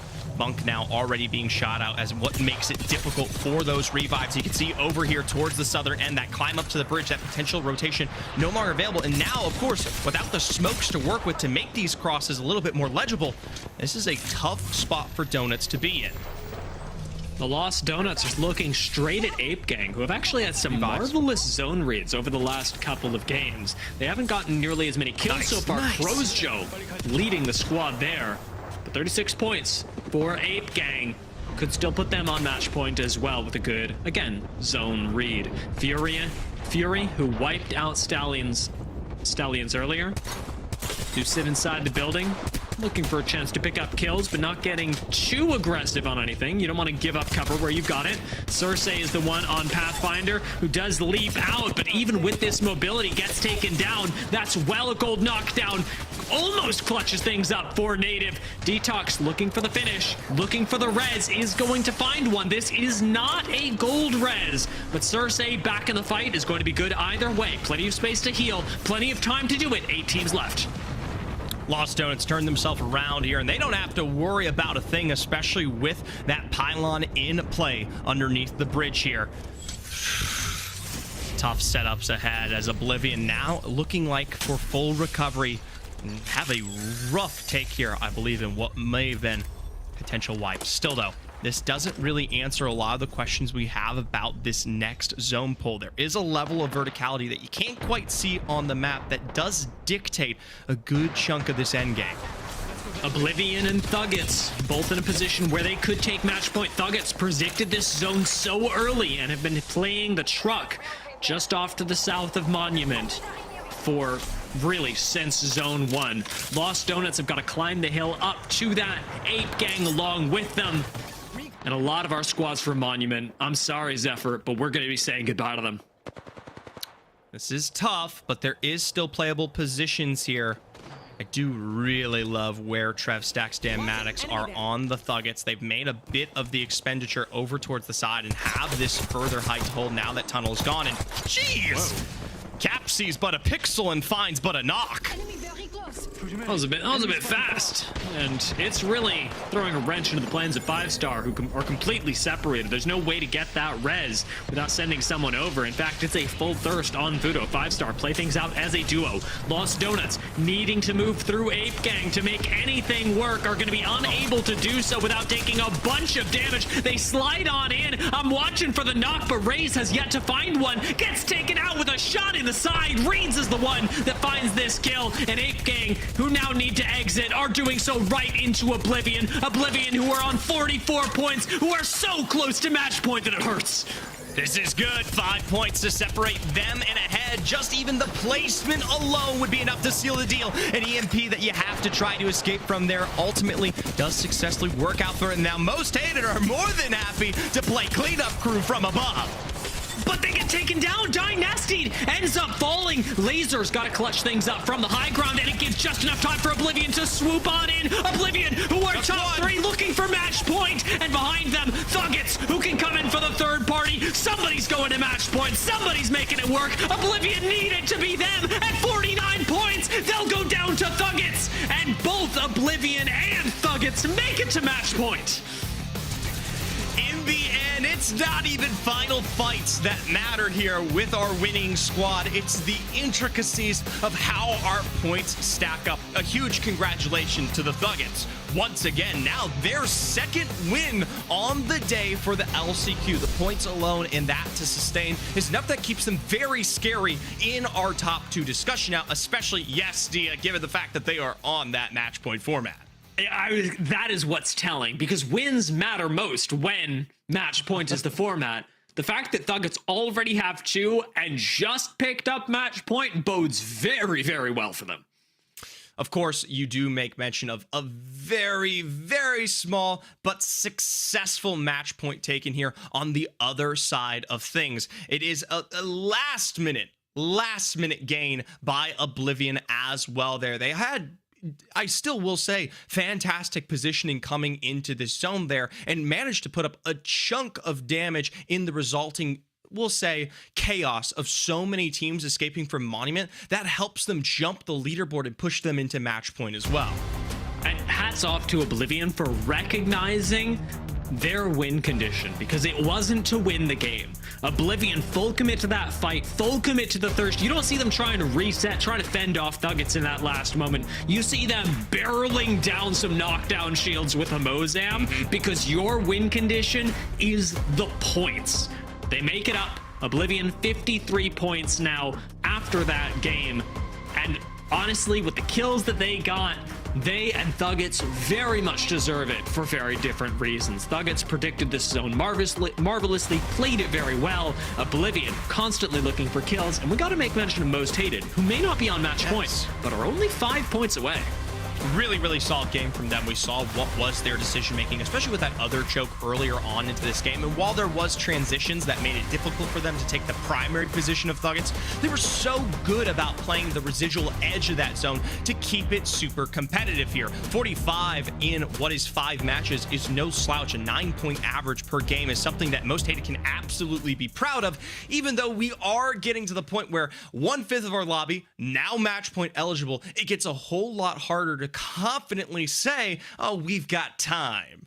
Now, we've seen a couple of games now with Stallions specifically suffering some nerves. Stallions that looked indomitable in our first couple of games have made small mistakes that lead to full squad wipes. Even Busters in this last game, Shaken and Stirred both end up going down. It was difficult for them. Now that Oblivion and Thuggets are up here, will they fall prey to those same small mistakes, those nerves that keep teams from winning on match point, or will we see someone close it out? We'll find out after the break. Battle Beaver is the official controller partner of the Apex Legends Global Series.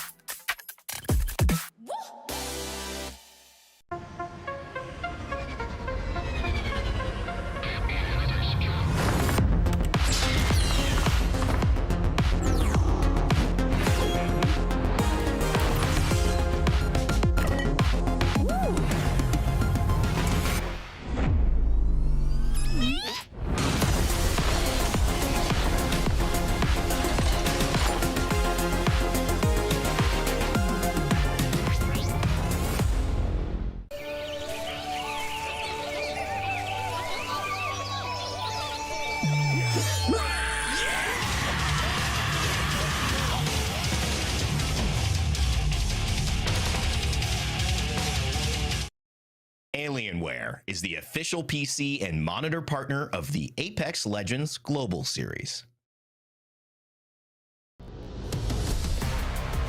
Welcome back, everybody, as we keep things moving here at the Apex Legends Global Series LCQ for North America. We're about to prepare for match number 6 after we saw some pretty impressive performances, specifically out of Thuggets and Oblivion, to get both of them on match point after that last performance. And Zephyr, 2 wins on the day. You guys were talking about it. Looks great for Thuggets.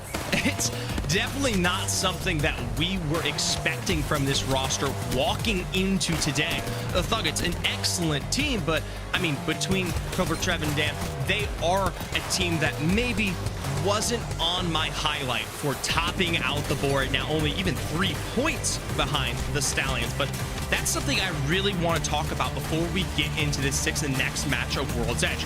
This time around, there is no extra matches. If we see a win, we are settling it here and now. And why is that so important? Well, it means that for so many of the other squads, when we talk about this 2nd place and further, this is your only chance, if it could potentially be the end, to get the points that count. Listen to this. Oblivion, 53. The Busters, 51. Thuggets, 51. Most Hated, 45. And even down there with 8-game weave in that high 39 to 37 range. These are all point standings that are super valuable and, well, can convert to an easy 2nd place finish off of a great game.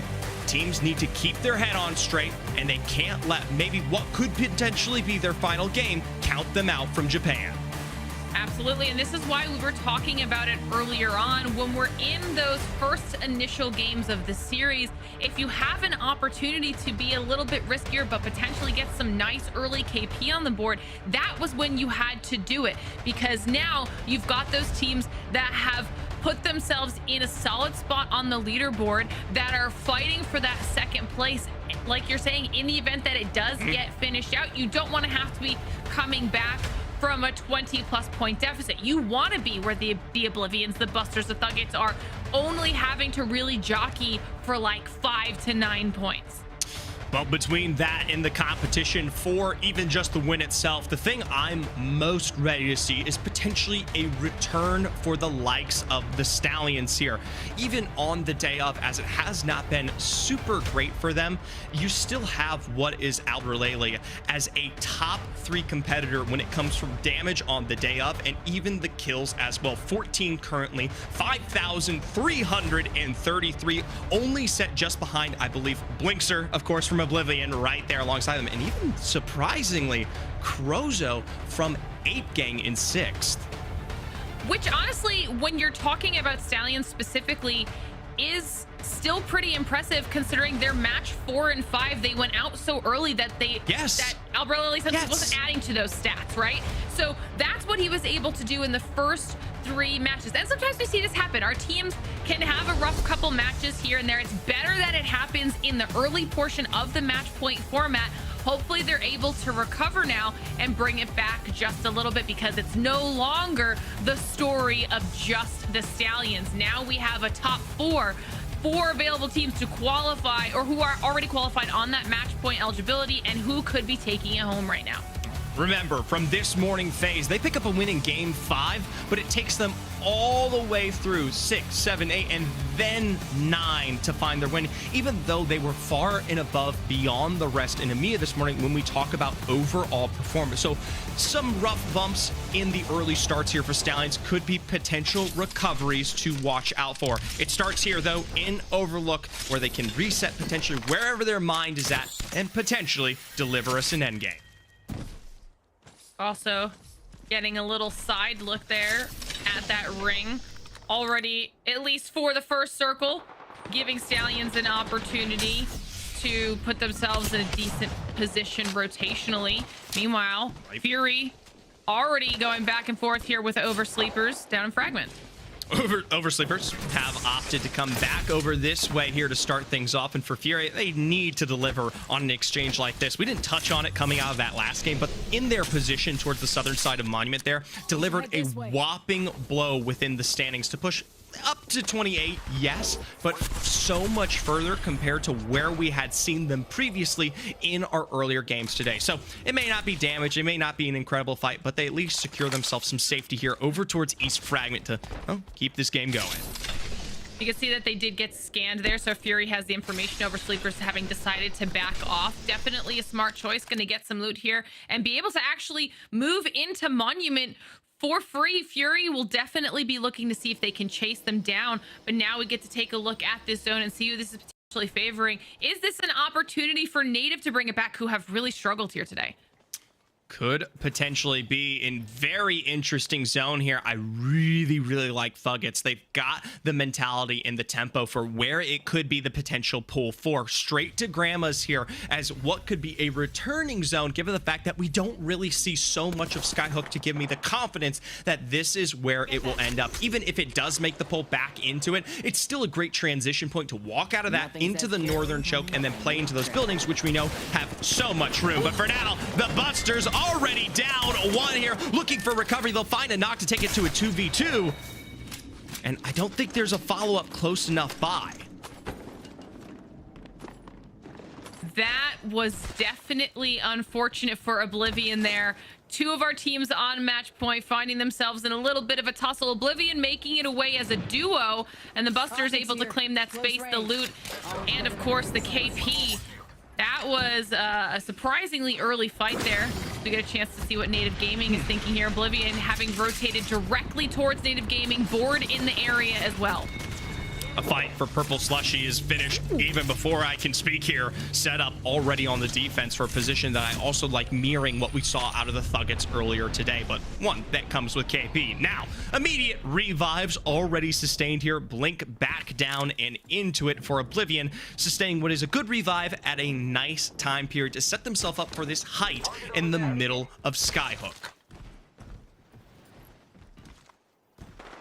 Definitely making sure that they aren't set too far back after having lost their one player. Never will you have known it has happened as they get some loot here and can start looking the direction of the rest of those teams, knowing that they're in a decent position right now with this ring. But as everyone continues to rotate towards them, how do they want to handle the situation? Will they have to move? They're one of those teams that needs to play it really smart, knowing that they could win if they do it right.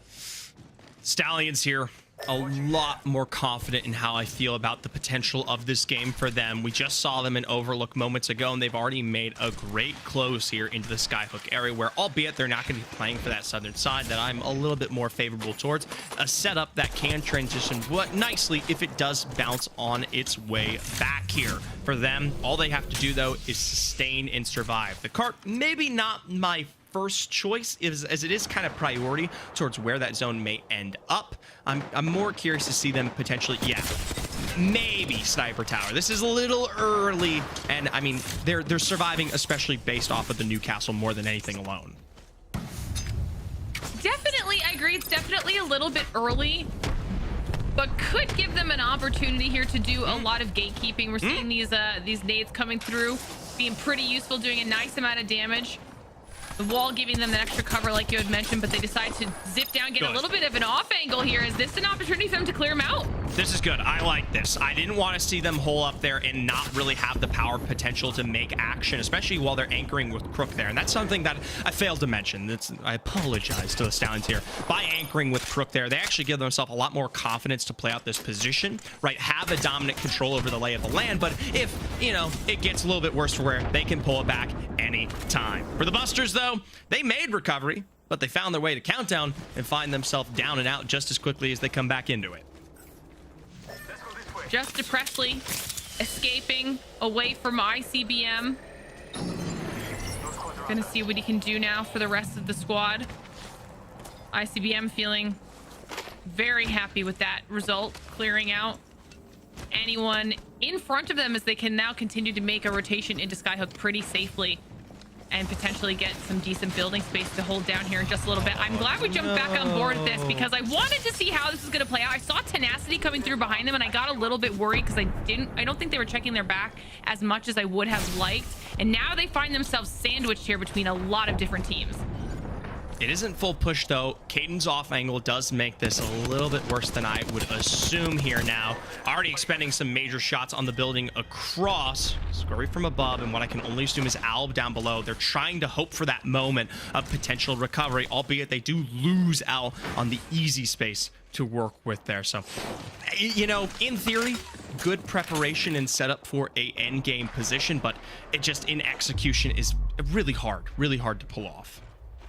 I honestly think they'd be okay if they could get rid of Tenacity behind them. You can see now as we take a look at the top down, Tenacity going through that tunnel, opting to see if they can maybe go for a potentially longer wrap, a little bit of indecision while they're in there. But that's now going to split Stallion's focus between everyone in front of them and knowing they still have the potential for somebody to pinch at their backs. And it's going to take away from what Stallion is able to do damage-wise. I think they were doing that onto board earlier. So this is a situation they need to figure out how they want to handle and not draw it out for too long, because then if they do and it becomes a really noticeable situation, you have the opportunity for Lost Donuts or Ape Gang to rotate in and potentially cause some problems. Yeah, it does seem like they get a recovery here, though, I will say. So back to the kind of standard hold that we saw earlier before here.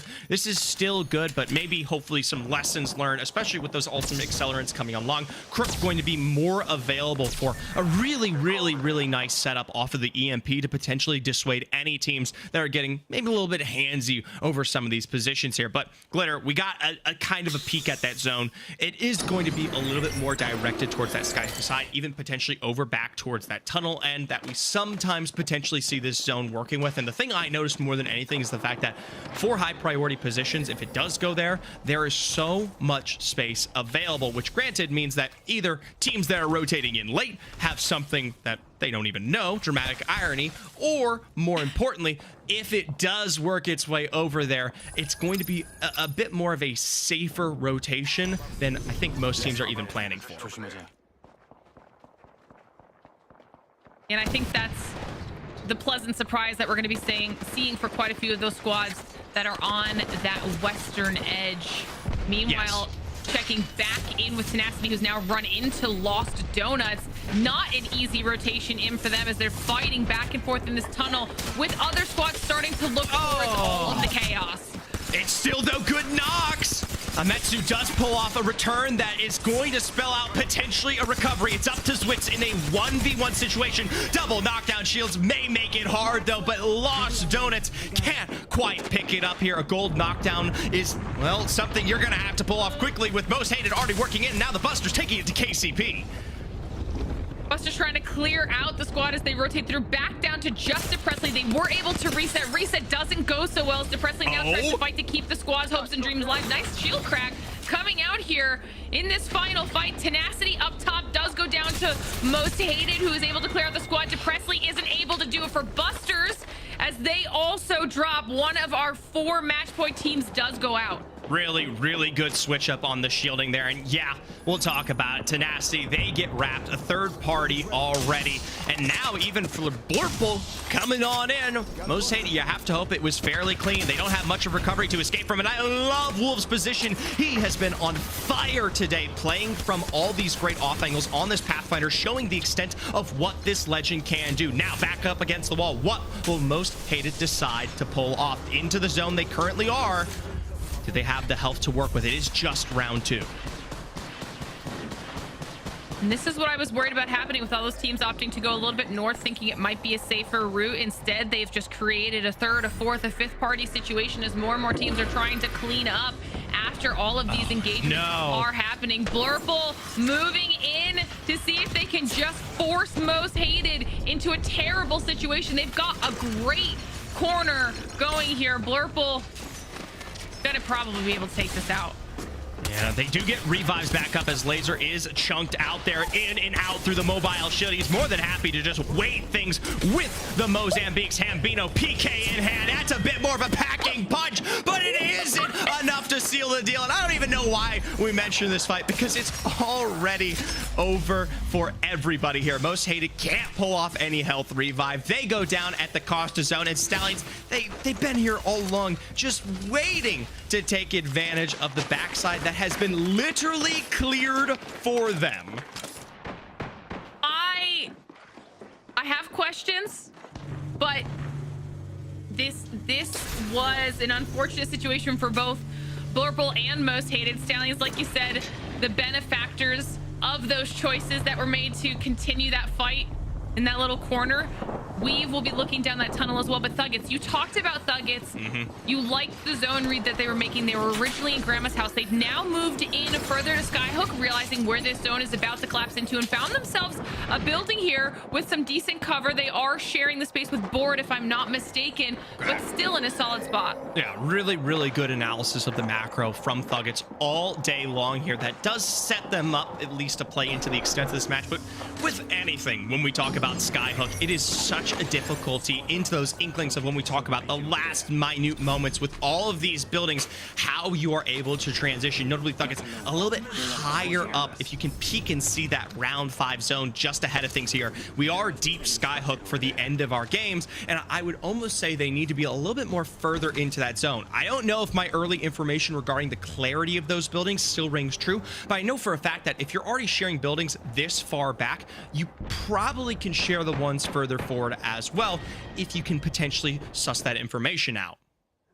Yeah, I think that these teams are assuming that more teams have claimed real estate than maybe they have. That western side got absolutely brutalized by everybody trying to make rotations, and now as a result, nobody ended up moving in on the western edge. We see Stallions trying to make a wraparound, looking for some space. Thuggets still inside this building using that Newcastle wall to their advantage, but where the circle's actually shrinking down to is pretty open. Like I said, you do see teams there, but it is shareable space. This is Skyhook. Even the floors alone are enough to keep, I would literally say, almost all 12 of these squads alive. They'll extend out. Catalyst wall ahead here. That's going to give them potentially the advantage, but they choose to move fairly directly into the open here. Remember, it's information they might not have, but granted, Trep Stacks on that crypto, I'd be dissuading what is his capabilities if I said they didn't. No, either way, mobile shield and a couple nades will keep the dream alive for just a moment longer if they can sustain against all of this damage, all of these sightlines. Yeah, this could be a potential position for the end game, but they got some work to do. Able to survive by the skin of their teeth there. Took a lot of damage from that frag as it came through. Now able to see the situation with Oblivion down to a duo as they're trying to hold this floor of their building. Teams are starting to realize they have to move in just a bit more farther in from the east than they initially planned, and as they're moving in, we're going to start seeing these fights breaking out here. Oblivion sharing space with 5 stars and having to decide how to handle it. This is tough too, especially as a duo already being targeted out. You don't have primary shield to work with, and peeking down, Blinkster takes so much damage in this exchange. It's not a healthy party to boot here, even if you are able to pull for recovery. Do want to shout out Stallions in the standings there. They are able to pick things off, and even if this goes one more games, Most Hated have made it, and the Oblivions, well, their end potentially in a second could potentially look to give us maybe that game 7. It is a 2v2 now, though. 2v1. 2v none. That was rough. Weave has done a really good job of playing late and pushing in and really kind of capitalizing on anything that's been happening in front of them before they got there. So they find themselves now in Oblivion's position. You see that Newcastle res coming through, as well as they keep 5-star in their sights. Stallions, like you'd mentioned, have made a very wide rotation that I think is going to end up paying off for them as they're able to claim that western side that no one had really thought about, and now they've moved back to that central circular building, and this is going to be one of the only corners that's currently safe with no one else on that building with them. Even though they don't get into a lot of action early here on World's Edge, the thing is, with that west side completely open and sustaining some damage in fights across the board here, they take themselves from blue to purple shields. And the reason I think that's super important is because when we look at rosters like the Thuggets here in moments ahead, deep rotations alongside what is that central position they have to compete for is going to be so hard against so many of these other teams that have been, well, further forward for the time. If we did get a little peek of that zone, though, it does very heavily make its way back over to the west, which is, I mean, playing right into Stallion's hands.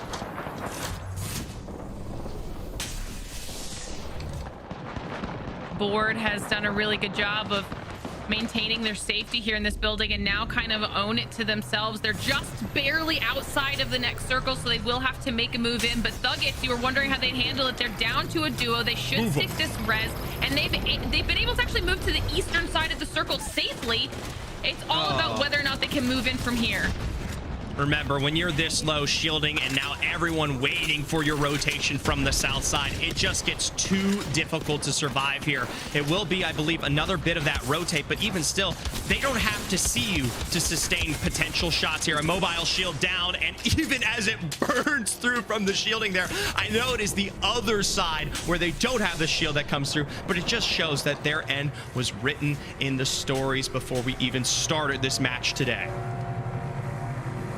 Oblivion out, Thuggets out, which means Stallions, who are now on our screen, are the last match point eligible team that is in fact alive here. They've managed to get that tiny little corner behind their wall, and honestly, the rest of the teams are really focusing that building in the center. This could be an opportunity for Stallions to do a very slow push while everyone else is fighting centrally, and they might be able to clean up here at the end.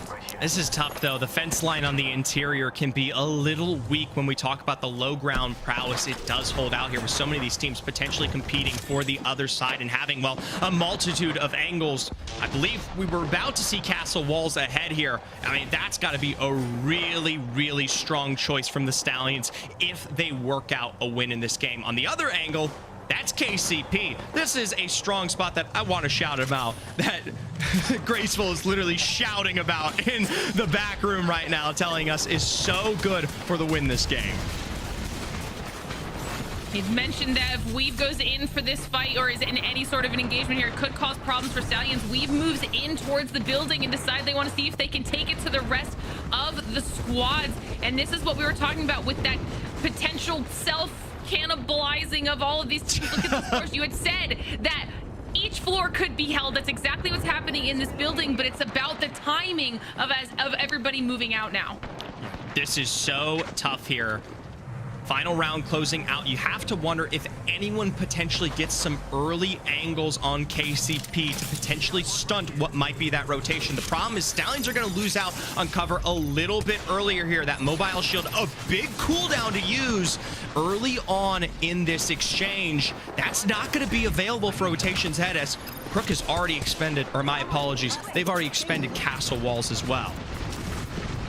ICBM definitely trying to look down on Stallions and see if they can maybe take them out of this competition as they're holding the roof here. Pioneers still alone on that western side as the circle is beginning to shrink in. The smokes are out trying to block that vision. The wall is down. This is it, Zephyr. EMP brought out early here. The Kansas City Pioneers moving in on the other side. They've set up a wall, but that building from height above does make it difficult to survive cleanly. Now, from everyone dropping down here, I can't imagine the Stallions survive. ICBM are more than happy to lay it in, even with the golden P2020s. Did not think I'd see that here in this late game, but we've got teams dropping like flies as ICBM do what they can from height. This is just scary. Remember, it's as fast as you can click here in these final moments. It sends it down like John Wick from above to fight it out in the final moments to take the win here in Game 6 and keep us going. I don't even know what to say to that. They're good. When was the last time you saw P20 in an endgame? Hey, it was just last week. Alliance Hawkeys was playing with them in Boom TV. A shout out to the man himself. Hammer points with gold. If you pick those up, it can make it work. And like I said, it's literally just as fast as you could shoot there. And when you're in a position like ICBM, where you literally have free reign over that lobby, no one's targeting you. Everyone's just trying to survive. You are getting so much damage.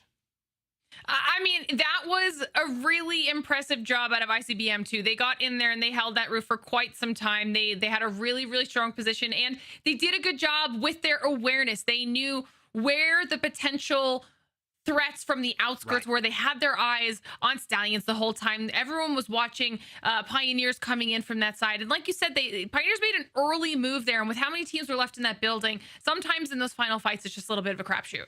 Yeah, I like the positioning there, and they don't really have a choice because so much of that building was left in for longer than maybe even they expected. So they have to make the sidewall with the callus. I do hope or wish they would have tried to cut off a bigger portion of that zone to give them the opportunity to get that castle wall down, maybe even just a little bit further. But either way, nonetheless, it's still 10 points for them, third highest within our lobby. ICBM, an absolutely phenomenal scoreline, 22 to boot there, 10 KP and the win on their belt.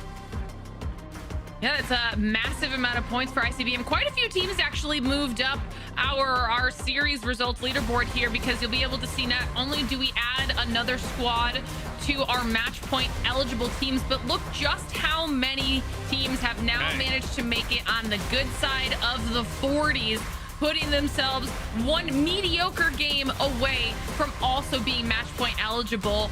I mean, this is how it works. Someone either has to clean up or everyone is going to be battling it out for that champ spot. Tech could make champs here. Most hated, even in the midst of all of those fights, were able to pull off the little bit of points they needed on the exterior of the train line to now put them in a position where they could be one of our 5 teams, even with the win, or even potentially with a nice point scoreline in a second place position. I know there are fans at home who've been potentially waiting for that one for a while. Absolutely. I want to get your thoughts on that game as well here, Graceful, but we'll do that in just a little bit because we're adding another friend here to the group for post-match 6. Exciting to get him in here. Hodzic, come join us. Let's talk about what we've seen here so far in our LCQ. Welcome. It's great to see you again, friend. Always good to be back, Litter. I'm always happy to be part of the broadcast. All right, well, we're going to have a lot of fun here chatting all things LCQ so far. But before we get into today, I want to get your thoughts overall. We're in these are the last two teams making their way through to champs, and then we've got a big gap for everybody to really be practicing and nailing down what they're going to be doing for Japan. So just talk to me in general about planning for that, what that looks like for these teams. What are we expecting, them to really figure out? Are they going to be using the BLGS to get some more reps in, etc.? I mean, yeah, definitely BLGS is going to be probably the main way that people are going to be getting a lot of practice because, you have to realize like there are no scrims going on right now. It'd be pointless if there were. Champs is about 5 months away. So we have so many, we're going to be on like 3 or 4 different patches ahead from what we are now. So the game's going to change, I'm guessing, pretty drastically by the time we actually get to champs. So BLGS is definitely going to be the best way, I think, for a lot of these teams to really test themselves because as we saw in this most recent LAN, metas change and a lot of teams that were previously strong might not be so right now. I love it. Graceful, give me your thoughts or you have a question here for Hodzic. Yeah, I mean, I also think that, seeing Energy's performance on the previous LAN as well, with people maybe underestimating you guys to a certain degree, like you said, meta shifts a lot of power dynamics in the rankings. And I'm happy to see that BLGS will definitely do that as well as we're playing, further patches later on down the road. But I'm pretty sure we'll see another big wave of roster shuffles once again for BLGS. Oh yeah, definitely. I mean, it just happens after every big tournament. All right, now Hodzic, I'm excited to mostly have you here, and I'm going to leave you in Zephyr's very capable hands as well to start talking about these final circles, though, because what we've seen so far in matches 4 through 6 has been all over the place, Zephyr, to say the least. Yeah, Hodzic, we'll start out, of course, with Game 4, a checkpoint finish here, but you, a man, a coach, a monolith of a person in the Apex scene, I want you to help me break down what lessons are to be learned from this kind of end zone. I mean, this is like just your classic battle royale end zone, right? I love seeing zones like this where it's like, it takes me back to like the PUBG days where it's nothing but hills, rocks, and trees, right? So it's a lot of actual like BR kind of math goes into that.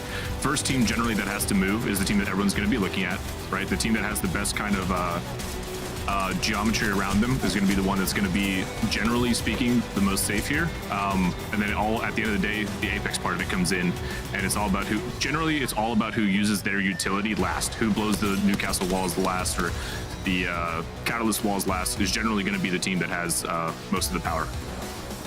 Well, it's Busters that come through and cement themselves, of course, onto match point here. But help me break down, of course, this Monument ending where there's less to work with in terms of that style you just described.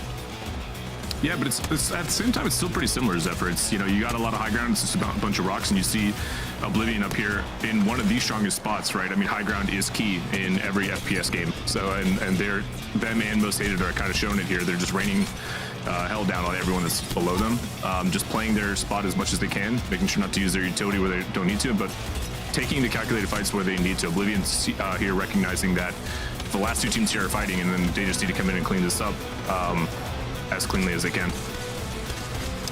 Well, in the end, it's something that gars them their success as that third-partying roster, but this is the last game, and I'm most interested to get your opinion on Stallions in power positions within the center here of Skyhook.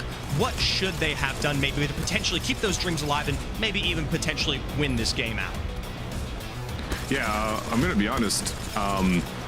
They were looking really good when they were in that little center spire, but as soon as the zone shifted to right out in the open, I'm sure their hearts sank because all of a sudden they went from an insanely good spot in the zone to one of the worst. Because again, like I said, if you're one of the first teams that has to move, generally you're going to have a really bad time because other people are going to identify that, and then they're going to look for you, especially because they're one of the few teams in this lobby that's running Pathfinder. So they're sticking to their guns, and they at the same time makes them stick out like a sore thumb as well. So I think they knew that it was going to be a really hard game for them to win. And as soon as they got to the fence line and I saw them use the Newcastle wall before the zone even started shifting, I knew the game was kind of over for them. Not saying it was bad necessarily, because they kind of had to do it to survive, but it's just one of those things where it's the stars have to align for you to win the game from a position like that. Now, Hatsek, I've got one final question for you, because we're seeing it happen here today, and it's something that we see happen a lot when it comes to match point. Sometimes there's teams that come out of the gate really hot. In this case, we saw Stallions hit match point really quickly, and then they're not able to close out the match point after that. They kind of stall going through these series of matches. So I want to get a coach's perspective in those types of situations. What are you saying to your team to kind of keep them in like a good spot mentally, or even just play style wise? Like, how do you work through those moments? The biggest thing for me is just reminding them it's a marathon, not a sprint, right? Every single team, minus like 1 or 2 in a lobby, will have a bad game, or 3 in a match point final. So it is a marathon. It's not a sprint. The biggest indicator for me when it comes to like when I need to step in and really like try to get them back to square one is if I notice, for example, like their communication or their teamwork starting to dwindle a little bit. I've noticed it a lot in my team in the past. I've learned from it a lot. Mainly speaking, like if they are all of a sudden like one player isn't as when they're like generating a macro plan, one player isn't speaking as much as they normally do or inputting as much as they normally do, or if one person calls a really bad play that the other person is known to call off, stuff like that, right? If I'm not noticing those things anymore, I can tell that either motivation or energy or whatever is dwindling, and I try my best to do what I can to get them back to square one. Yeah, I think that's definitely super important, because like I said, it's not just something we're seeing in the LCQ. We saw even just as recently as Split 2 playoffs, Gaming Gladiators come out with back-to-back wins, the 3rd place finish, the highest points overall. And then sometimes this is just what happens in the nature of a BR on match point. It's not always easy to close it out even after you've hit that threshold. And we talk about it time and time again. And it's something that I'm sure both you and Graceful can attest to, and knowing what it's like being pros, that it's mental is one of the hardest and most important things to be able to maintain it, especially now that we're looking at like double-digit averages for all of our match point finals. Yeah, no, absolutely. I mean, the mental fatigue it's like is definitely real. Oh, sorry. Go ahead, Graceful. Go ahead, all right. I'll take it. But yeah, no, mental it's everything. I mean, it's what separates insanely talented both competitors in like esports and real sports. At the end of the day, it's the people who are the most mentally strong, the ones that can take any loss on the chin and keep going, and never take it to heart. Only ever learning from each experience are the ones that are ultimately the ones that you'll usually see lifting trophies. So it is so much more mental than most people realize. You have to be able to shoot your gun in a game like Apex and know how to move around the map. But at the end of the day, it's usually the teams that are the most sound and the mentally sound, and the ones that are the most hungry that usually are the ones that are winning. All right, well, Hatsek, it's been an absolute pleasure having you on here to chat with us. Thank you so much for spending the time. I'm sure we'll be talking to you soon. Of course, appreciate it, guys.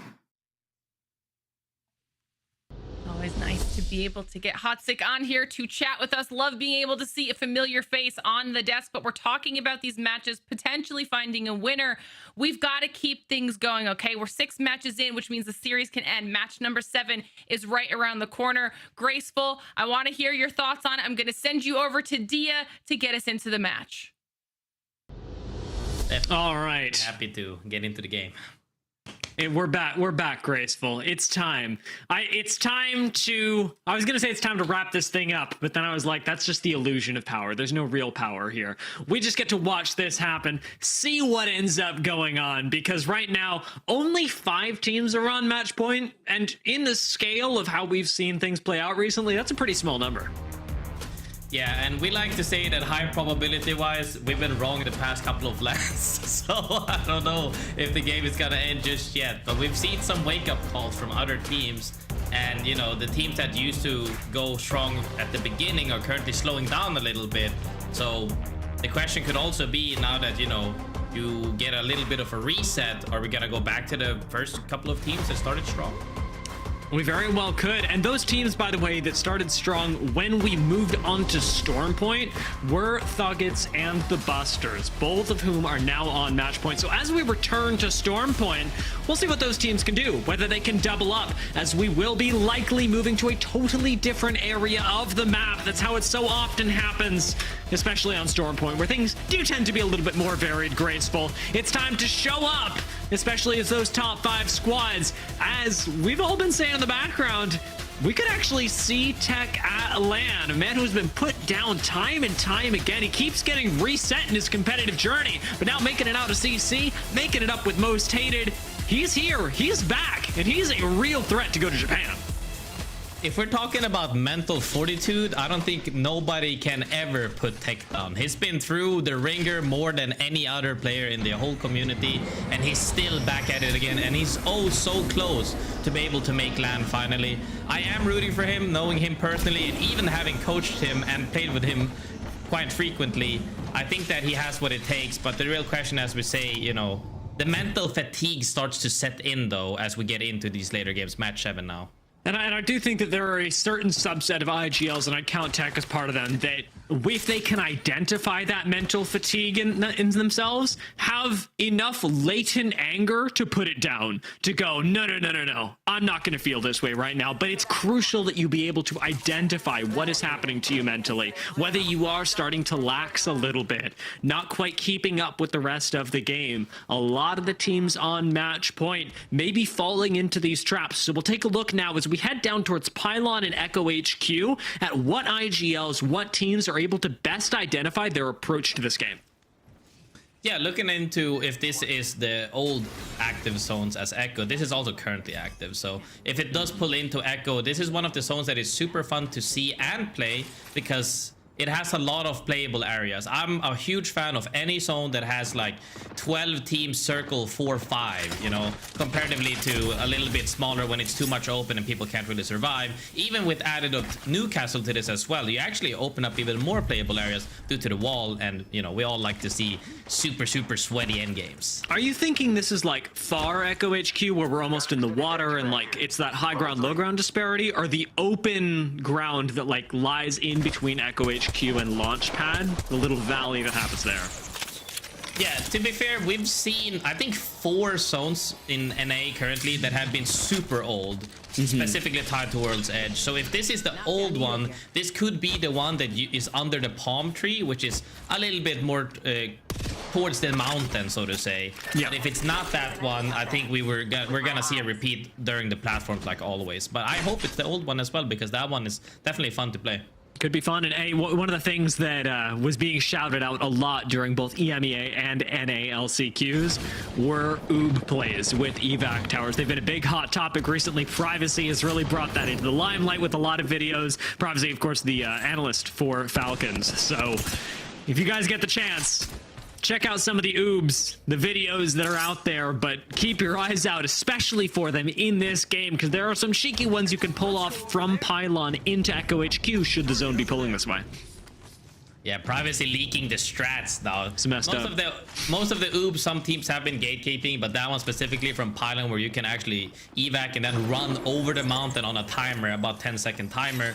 It's definitely a huge play because you can land in the palm tree, which is a nice little thing you can do if you're late into the rotates. There's a funny thing that happens in BRs as well. You're talking about, like, you know, sometimes you find something out, you don't want to tell everyone else. BRs are funny because you both want to keep secrets that let you perform better, and you want the other teams around you to be performing at their best, because that's also when they're most predictable, when other squads are behaving, in a way, as intended.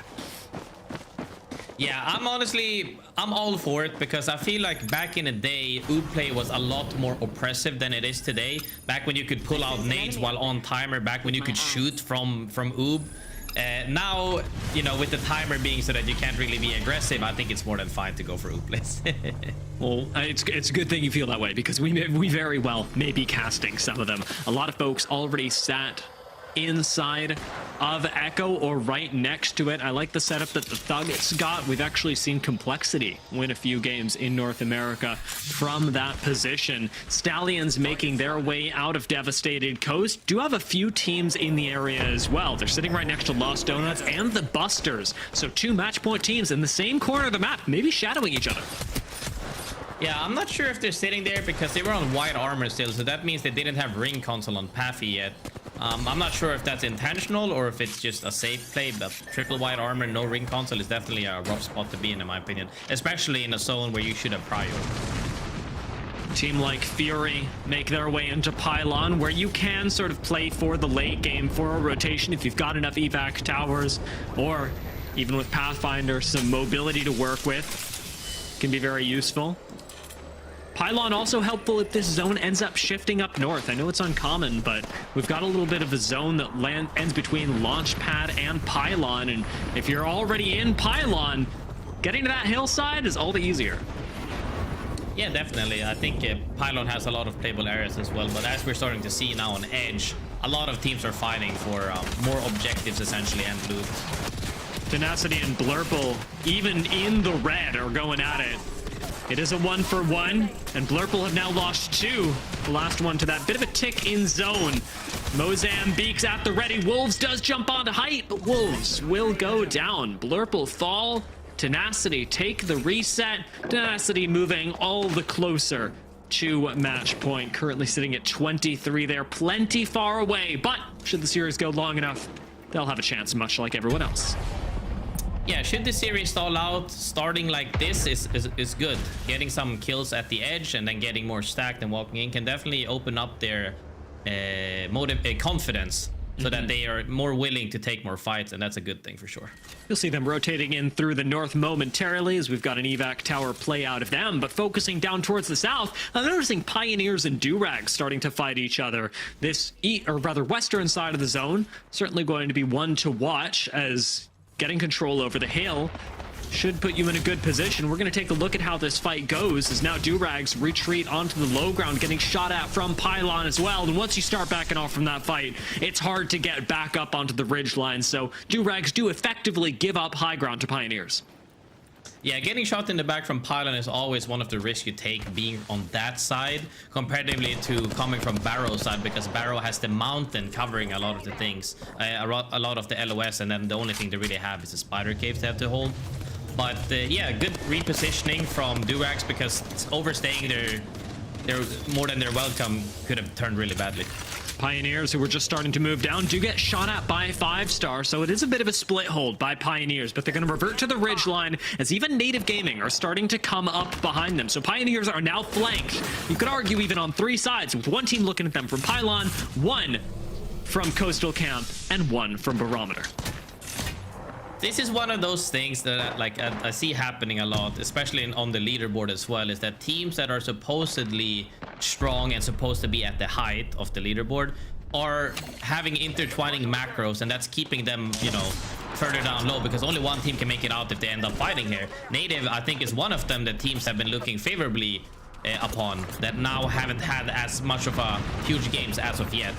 But Native, that's only because Pioneers is on their tracks, I believe. I mean, Native are technically just below Pioneers on the leaderboards, but that gap, at least in terms of gameplay, is not one that you can abuse. You will always have teams like Native and teams like Weave who take their time and rotate in, taking a chunk out of you, and the Pioneers, having lost one, are in all the worse of a position for it. Their retreat, covered by Durags, have Onmu and Zhen huddled in a corner, eating shots from the center of Pylon. Yeah, there's not much they can do, because this is what we mean by congested sides. When you have too many teams playing the same pace rather than style, so meaning a lot of teams are playing mid to late right now, especially on this map, we see 5 teams on the same side. That's not even counting the teams that are one circle deeper holding them out. This is definitely chaotic. For Onmu, getting into Pylon is a nice boon. And turning around on the other side of this, Native are trying to hold out Weave. It is Snipe Down that's fallen full thirsted even as we say that. Lord of the Rings taking that kill, and now Carter looking for a shield swap to continue the fight, but he gets wrapped by Vayne. Weave lose control of the engagement. Lord of the Rings sets up the wall, can't find a res just yet. And with this wall actually cutting him off from his teammate, he'll have to wait until he finally manages to get the knockdown shield up. Very little HP left. This is not a gold knockdown, so immediately a re-knock should come in. Riley goes down, Carter goes down, Lord of the Rings is low, and when he gets the shield back and turns around, Luxford falls, and Native Gaming are out. Yeah, Native Gaming are out. I think other teams died as well. They're now also getting cleaned up by 5-star coming in late. This is what I mean. It's too many teams playing the same pace, and you have to be able to adapt to the lobby, because if not, that's what happens. That congestion, absolutely deadly. I'm glad we got to see it though, because watching the dominoes set up and then fall onto each other is a really important lesson for all these teams and for anyone hoping to make it to championships in Japan, because that is going to happen to you every single time. You have to identify what are the teams around you want to do when you are at the most risk, and we see that bite a couple teams, but 5-star do come out on top. Now Oblivion gatekeeping this. It looks like we're getting that zone that I would say from this deep valley zone over by the palm tree. That's what I'm saying. I see these old zones are currently active, baby. Seeing these zones brings me a tear, because I've been playing them for so long. Being able to call them out early is a great thing. However, with the current setups of new castles everywhere and also cryptos, I think it's going to be even harder than normal, because back when we played this, crypto wasn't really that meta, neither was Newcastle. So we might see some things that we're not used to really. I'm thinking about quadra EMPs on somebody and then walking at them with the mobile shield. That may just be the answer here. We've seen quite a few teams pull it off in recent history. Now, teams like the Thuggets, who were set up on this high ground, do have a pretty nice advantage over other squads. They both don't have to move and have a lot of the cover that other squads will be lacking, as they have to exit buildings, crest hillsides, and the like. Yeah, it's definitely a tough scenario, because there's 17 teams. Circle 3 about to close. This is my type of game. I love seeing this, but it's also really hard. So I think maybe we'll see a little bit more YOLO evacs coming out, because rotating in when you have teams on cannon, when you have teams on armory, close to armory that one team will definitely fly in to take, it's harsh, man. I wonder if we smoke and go for the res. I mean, it is the only play available to Blinkster. You've got to get your teammates back into this somehow, because otherwise we are saying goodbye to one of our squads on match point. Oblivion currently sat in second at only 55 points. Aren't even a comfortable second. The Busters are right behind them at 54. And yes, you see this right. It's a Kraber we've got in the lobby. Nice shot from Tech just to clear out high ground. I think he landed another, but didn't quite get to see it as he turned away. Fadeaway Kraber shot for the style points. Most hated, look for the engagement, but they get flanked. This is a bad spot to be in, as one of our teams on match point is forced down onto the low ground, now missing Tech, and Nasty and Laser have nowhere to go. Pioneers doing the late rotate, coming in with the macro is huge right there, getting a free opening kill because they had no clue that they were behind them. However, returning the favor right now, they're not giving up. D's going down, very problematic. Here we see the drop, so it looks like Blinkster did get the res onto Oblivion.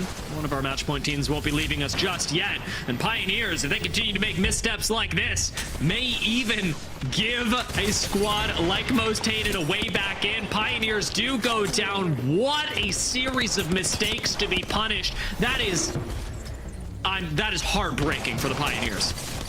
No way. I think the most well-played. No way. From Most Hated for sure. The fact that they got kills out of that instead of instantly dying between a pinch is impressive. Fury come up and take this fight as well. Onto Tenacity. Oversleepers are going to come in from behind as well. Fury do keep high ground for themselves, but this has been a crazy south side of the map. Something that Fury really had no right to come out on top of, but with enough chaos around them, they get what they want, and what they want is kills. Oversleepers are out. Yeah, when we have this many team, you know, they're just cleaning up kills because they were the 5th party in. But other teams are also looking to make plays on them. Zones seem to be shifting maybe a little bit, as we can see in the minimap right now as well. shifting a little bit more towards the other zone, which is the platform zone. Also a solid one because I love playing underneath the platform personally rather than high. This might be one of the only zones where I prefer being low ground compared to high ground because the LOS coverage is so good. Most hated do go down. That is one of our match point teams, leaving 4 still alive. Thuggets, Busters, Oblivion, and Stallions. Now, last time we saw Oblivion, they weren't in a great spot. Busters, not looking too hot either, as they are certainly pressured from high ground. Don't have a whole lot of cooldowns to keep them safe. This mobile shield will expire eventually. See how well they're able to hold on, and I like this elimination of part of the wall, just so you have a little bit more cover from above, using this palm tree to the fullest extent of the law. Yeah, the only scary part is that 3 other teams wants to play low ground as well. So it comes down to who's gonna walk in on their side and who gets to 3P and 4P. Lost Donuts is actually in a good spot, but there are also another team contesting them for height.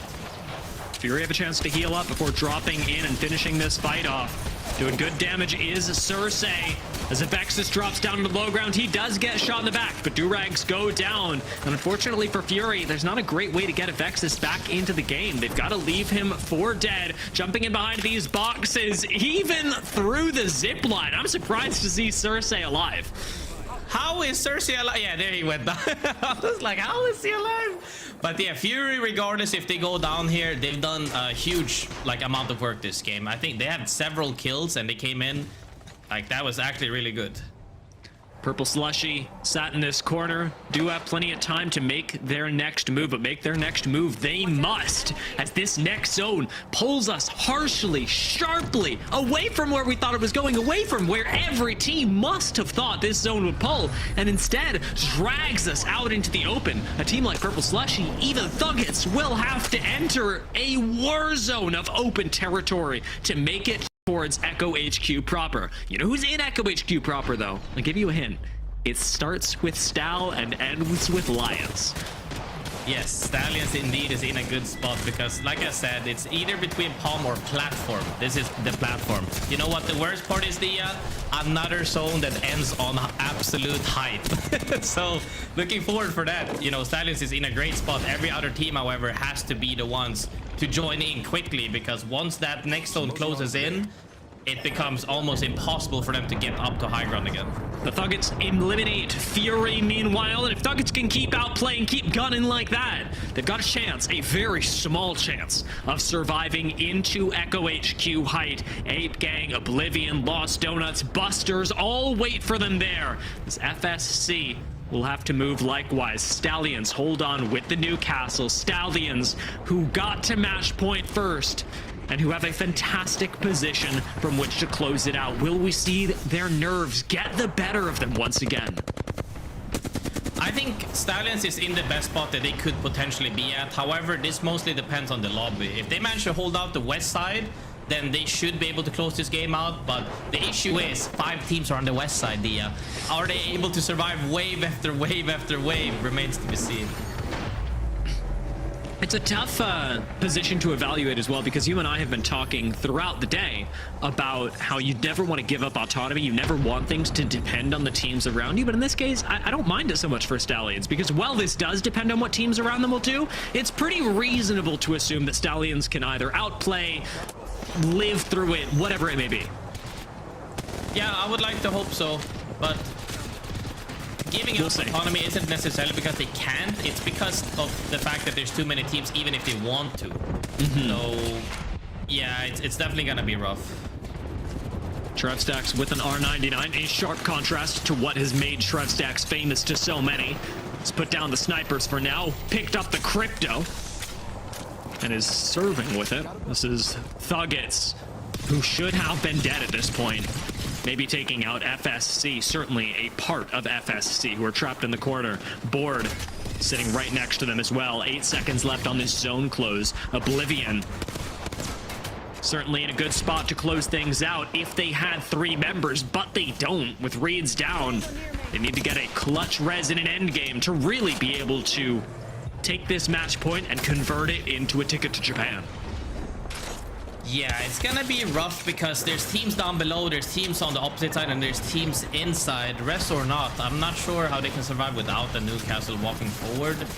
But, yeah. Unfortunately for Thuggets, there's just no way forward. They don't have things like mobility with the Pathfinder to get them into zone. The Busters, who have been sat on low ground for so long, are gonna have to deal with this. This ring will never stop closing. There is no way out for the Busters. No way out but up and into a fight. 3 squads left. Busters, Oblivion, and Stallions that could end this. The Lost Donuts have gone down. Almost half of our teams are on match point. Yeah, Oblivion been playing really great though as a duo. I'm not gonna lie. They're so lucky that every other team is fighting on the west side right now, so they might actually be able to hold this. However, there is a team right underneath their platform, like literally 5 meters away from them. But as it seems right now, everybody else is congesting on the western side, seeing Stallions going into the fight right now. This is bad. This is not a good spot for Stallions. The bottom of their shield expires. ICBM2 go down. Stallions get a shield swap. Albralele is going to have to take out Oblivion. Going to have to unseat them somehow. Throw out some nades. Do something. Albralele takes matters into his own grapple. Jumps on board. He evicts Oblivion. Busters are down. Oblivion jumped down to the low ground. And suddenly, Stallions are the last squad left on match point. Stallions should be winning this because the zone actually ends on top of them. They've got it. They just need to look down and they win this game for free. 3 teams left and Stallions large and in charge from the very beginning. They won our first game and they are going to win our last. Double Mozams in the hand of Albralele and Stallions come out on top. The LCQ and a trip to Japan is theirs. I think we talked about them the whole time because they hit match points so fast that could they close this out? And indeed they could. They've broken the curse that many teams have gone through of hitting match point early to being able to close it out super solidly. And honestly, I'm a little bit sad I couldn't see exactly how they fought on the western side because there was 5 teams on their side that they actually mobbed and then they still wiped forward and then they pushed off the duo from height and that secured them the win. That's just textbook gameplay, really. And this is so much more than that from my perspective for Stallions, because not only did we see them hit match points so early, but we saw this huge slump through the next couple of games that was their nerves getting to them. And think about who this is. This is Crook, Albralele, Skirwy, players that have been kind of tossed around over the last couple of years. They're on one squad, that gets shuffled, maybe they get swapped out for a player that's perceived as better, they don't gel with the squad. For a lot of these teams, for a lot of these players, they've doubted themselves pretty severely over the last couple of years. So to come out on top of the LCQ, to do it as 3, and to do it after overcoming a lot of the insecurities and doubts that kept them from closing it out early, this is a story of a team that could very well continue that into champs. But for more on that, I want to bring in Glitter and Zeph because the Stallions story is one of many that got told today. I'm happy they closed it out, but we had a lot of squads scrambling for that first place spot. You know, I feel like it was absolutely going to come down to this because we had so many teams on match point that were really close to where that final circle was shifting. And it almost felt like it was unavoidable. But when you saw just how perfectly positioned Stallions were at the end, it felt almost like poetic justice after we had just spoken to Hodsick about it as well. You know, how do you recover after having such a strong start, then falling into a little bit of a lull? It was just everything we could have wanted storyline wise, and the closeness with which that second place battle was happening the entire time. I mean, that's the hardest part. We saw it happen in EMEA, how many people were jockeying for that second place spot, Dia, and at the end of the day, it always boils down to 1 point. Why is it always 1 point? That's the most exciting way to do it. And there's no other good answer here. The script writers, they know what they're doing. I need to speak with the script writers, you know, and see how we work Dia's success in the BLGS into the script as well. We'll take a look at our match 7 results here to get those final points tallied here. Stallions with a very strong close to end out their day. That's gotta be something they're very proud of here, Zephyr. Yeah, a phenomenal end for them and so many of our other squads. I know it doesn't go on any further, but we got to see some representation from the squads that, I mean, people have been waiting all day from. FSC, Ape Gang, Purple, Slushy, all in their final moments had some of the best performances that we had gotten out of them pretty much since, I guess, the beginning of today. Yeah, you're talking about 8th Gang and Purple Slushy.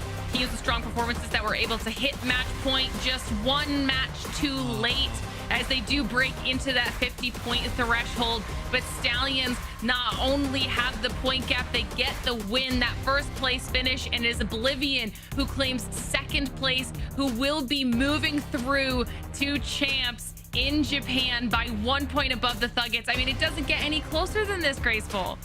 Yeah, I mean, I shouted them out at the beginning of the series as well, that Oblivion was a team to look for, because, you know, I only know 2 of the players properly, but seeing the new addition and them playing well this entire series, honestly, has been a great eye-opener for me, that, you know, maybe that 3rd to freshen up the team is exactly what people need as well.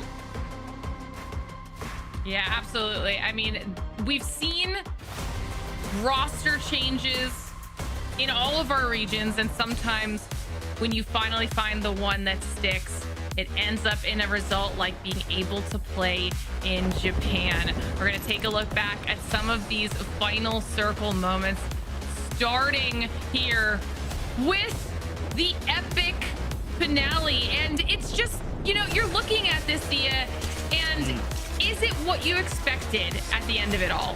It is not. I actually anticipated that Stallions in the corner would succumb to their previous form of the last couple of games and end up forfeiting everything, staying in the corner, hoping that Oblivion would make a mistake. And what stands out to me here is that Stallions, who are on low HP, who have the last bit of their shield shot out, I mean, this is not a healed squad. Oblivion knows it, Stallions knows it, and yet Albralele takes matters into his own hands, and it's this grapple forward that cows Oblivion and forces them onto the low ground.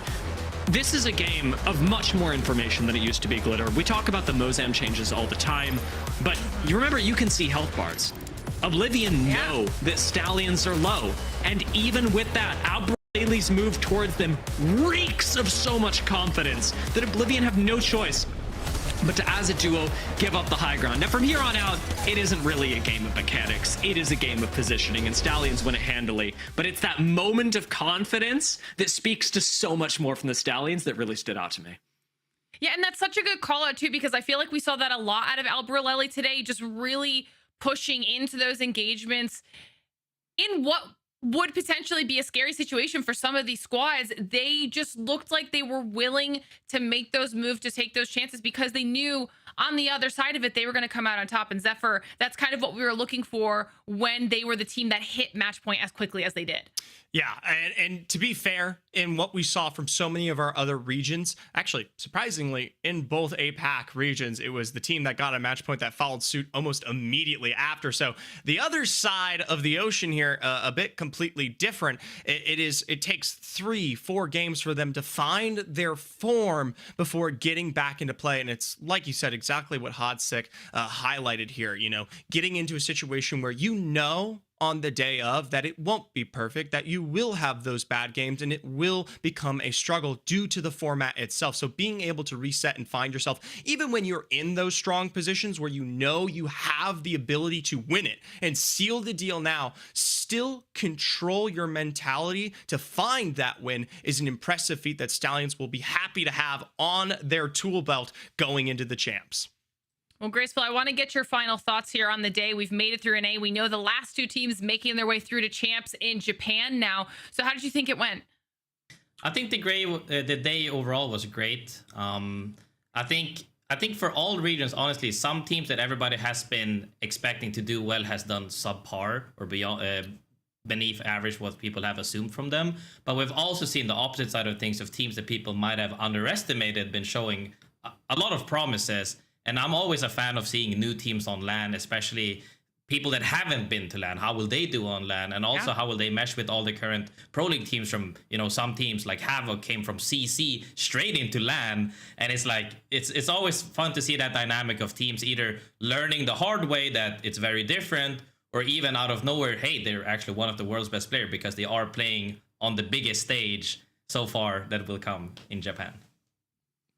Definitely lots of new storylines that we'll be able to follow once we make our way through to Japan. But now that all of our teams have made it to where they need to, we'll take a look back at the qualified list of teams, because It's impressive. We have some of the biggest names from all of our regions, as well as those who have managed to fight through tooth and nail out of LCQ to join them on the stage in Sapporo, Japan. And this is what we've been waiting for. We now know who everyone is facing off against, and this is going to be one of the most, if not the most insane events we have ever seen for Apex Legends to date, Dia. It is, and let me remind you, Hodzik called this out, but there's also your chance to play against them. Over the next couple of months, yeah, there'll be some scrims going on, but the BLGS will be going on, and that is open entry. You can expect to see a lot of these teams in your own region playing in the BLGS, making it into the regional finals, and you've got the chance to go and play against them, to have a little bit of fun, to see how far you can make it, and to experience what it's like to play Apex against the best in the world. One of the coolest things that Hodzik also pointed out when we were talking to him was the fact that we only know what we know right now. This is the first time where we're seeing a big chunk of time between all of our teams qualifying through to champs and then when they'll actually be playing in champs. Like Hodzik mentioned, there is a very high likelihood that whatever the current meta is right now will be very different come the end of January. We might see more roster shakeups. I mean, there's going to be a very different competitive Apex Legends environment than what we're currently used to, and that might breed completely different outcomes when it comes to the teams that are doing well. Who's taking home the title, Graceful? We don't know anything right now. The thing is we're not only talking about 4 months ahead, and we're not only talking about weapon meta changes, Legends meta changes, most likely due to patches. We're also talking about BLGS. A little bird whispered in my ear, we're gonna be playing all the maps. I saw Olympus, I saw KC, I saw District. Things are gonna shake up so badly, not even counting the rest of everything, but just map choices and the obvious roster shuffle that is going to happen due to lackluster results of other teams and teams wanting to move on. But it's almost like a brand new game. 4 months from now, we're gonna be playing a completely different game, and I'm all for it. I love big changes and keeping things fresh, because in the end, that's what we need to do: keep things fresh and fun. Absolutely, absolutely. It's going to be incredibly exciting when we finally get to that point. But I've gotten to hear from Graceful. I want to get your final thoughts, Zephyr, on the day now that NA is done. We know who we're seeing in Japan. Tell me how you're feeling. Tell you what, it's been a pleasure to be invited back to cover one of the larger events before we ship off these teams to the championship. It's going to take a while. I hope they prepared snacks, because 4 months is a distance to contain. Overall, we may not know the meta. We may not know the players. We may not know the legends that set themselves up in Sapporo, but ultimately we know one thing: the work ethic and how much practice that will go into probably the largest championship we've ever had in the ALGS is more paramount than ever before here for so many of these rosters. And ultimately, it's definitely in my heart going to be one of the crowning achievements in ALGS history when we reach Japan.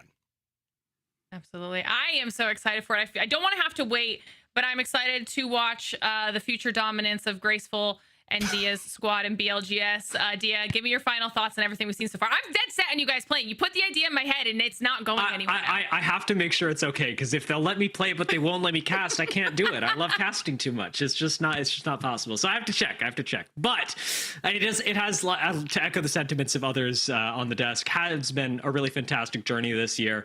And the next couple of months are going to be a long wait in many ways, but it's a wait that's going to be very worthwhile, because to bring things to Japan, where the largest Apex fan base in the world currently resides, is going to be a fantastic experience for the teams, for the players, and for those of you who are considering attending. I would really try your hardest to go, because this is going to be a LAN for the history books for your life to remember. So very excited to see our players, and hopefully a lot of you there.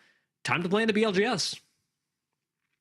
I could not have said it any better myself, guys. You absolutely crushed it today on the cast. Thank you so much for your energy and your talent and lending it here to the broadcast to make it a phenomenal day of LCQ action. Now, everybody at home, we might be done with the LCQ for today, but there's still so much going on with the Apex Legends community throughout the rest of the year. So to keep yourself up to date with all of it, just follow us on social media at PlayApex on Twitch and at PlayApex Esports on X and YouTube. And that way you won't miss a single second of any of it. Also, you heard the boys mentioning it. Don't forget the signups are open for the BLGS. So make sure you check that out. Sign up with your team. I mean, there's $400,000 on the line. It is absolutely worth it. We've got 4 regions, 100K per region, and all you have to do is be level 50 or above. Now, the qualifier schedule, this is what's important because the very first qualifier is October 16th. That's going to be here before you know it. And the registration for it is already open right now. You can head on over to algs.ea.com to get yourself signed up. And just a little final bit of advice here. You heard Graceful mention it. You might want to be practicing on some of our other maps like E-District, Kings Canyon, and Broken Moon, because you can absolutely expect to see those maps on top of our tried and true 2. It's time to say goodbye for now. So go build your rosters, prepare for the BLGS, get ready for champs in Sapporo, Japan, and most importantly, play some Apex Legends. We'll see you in game.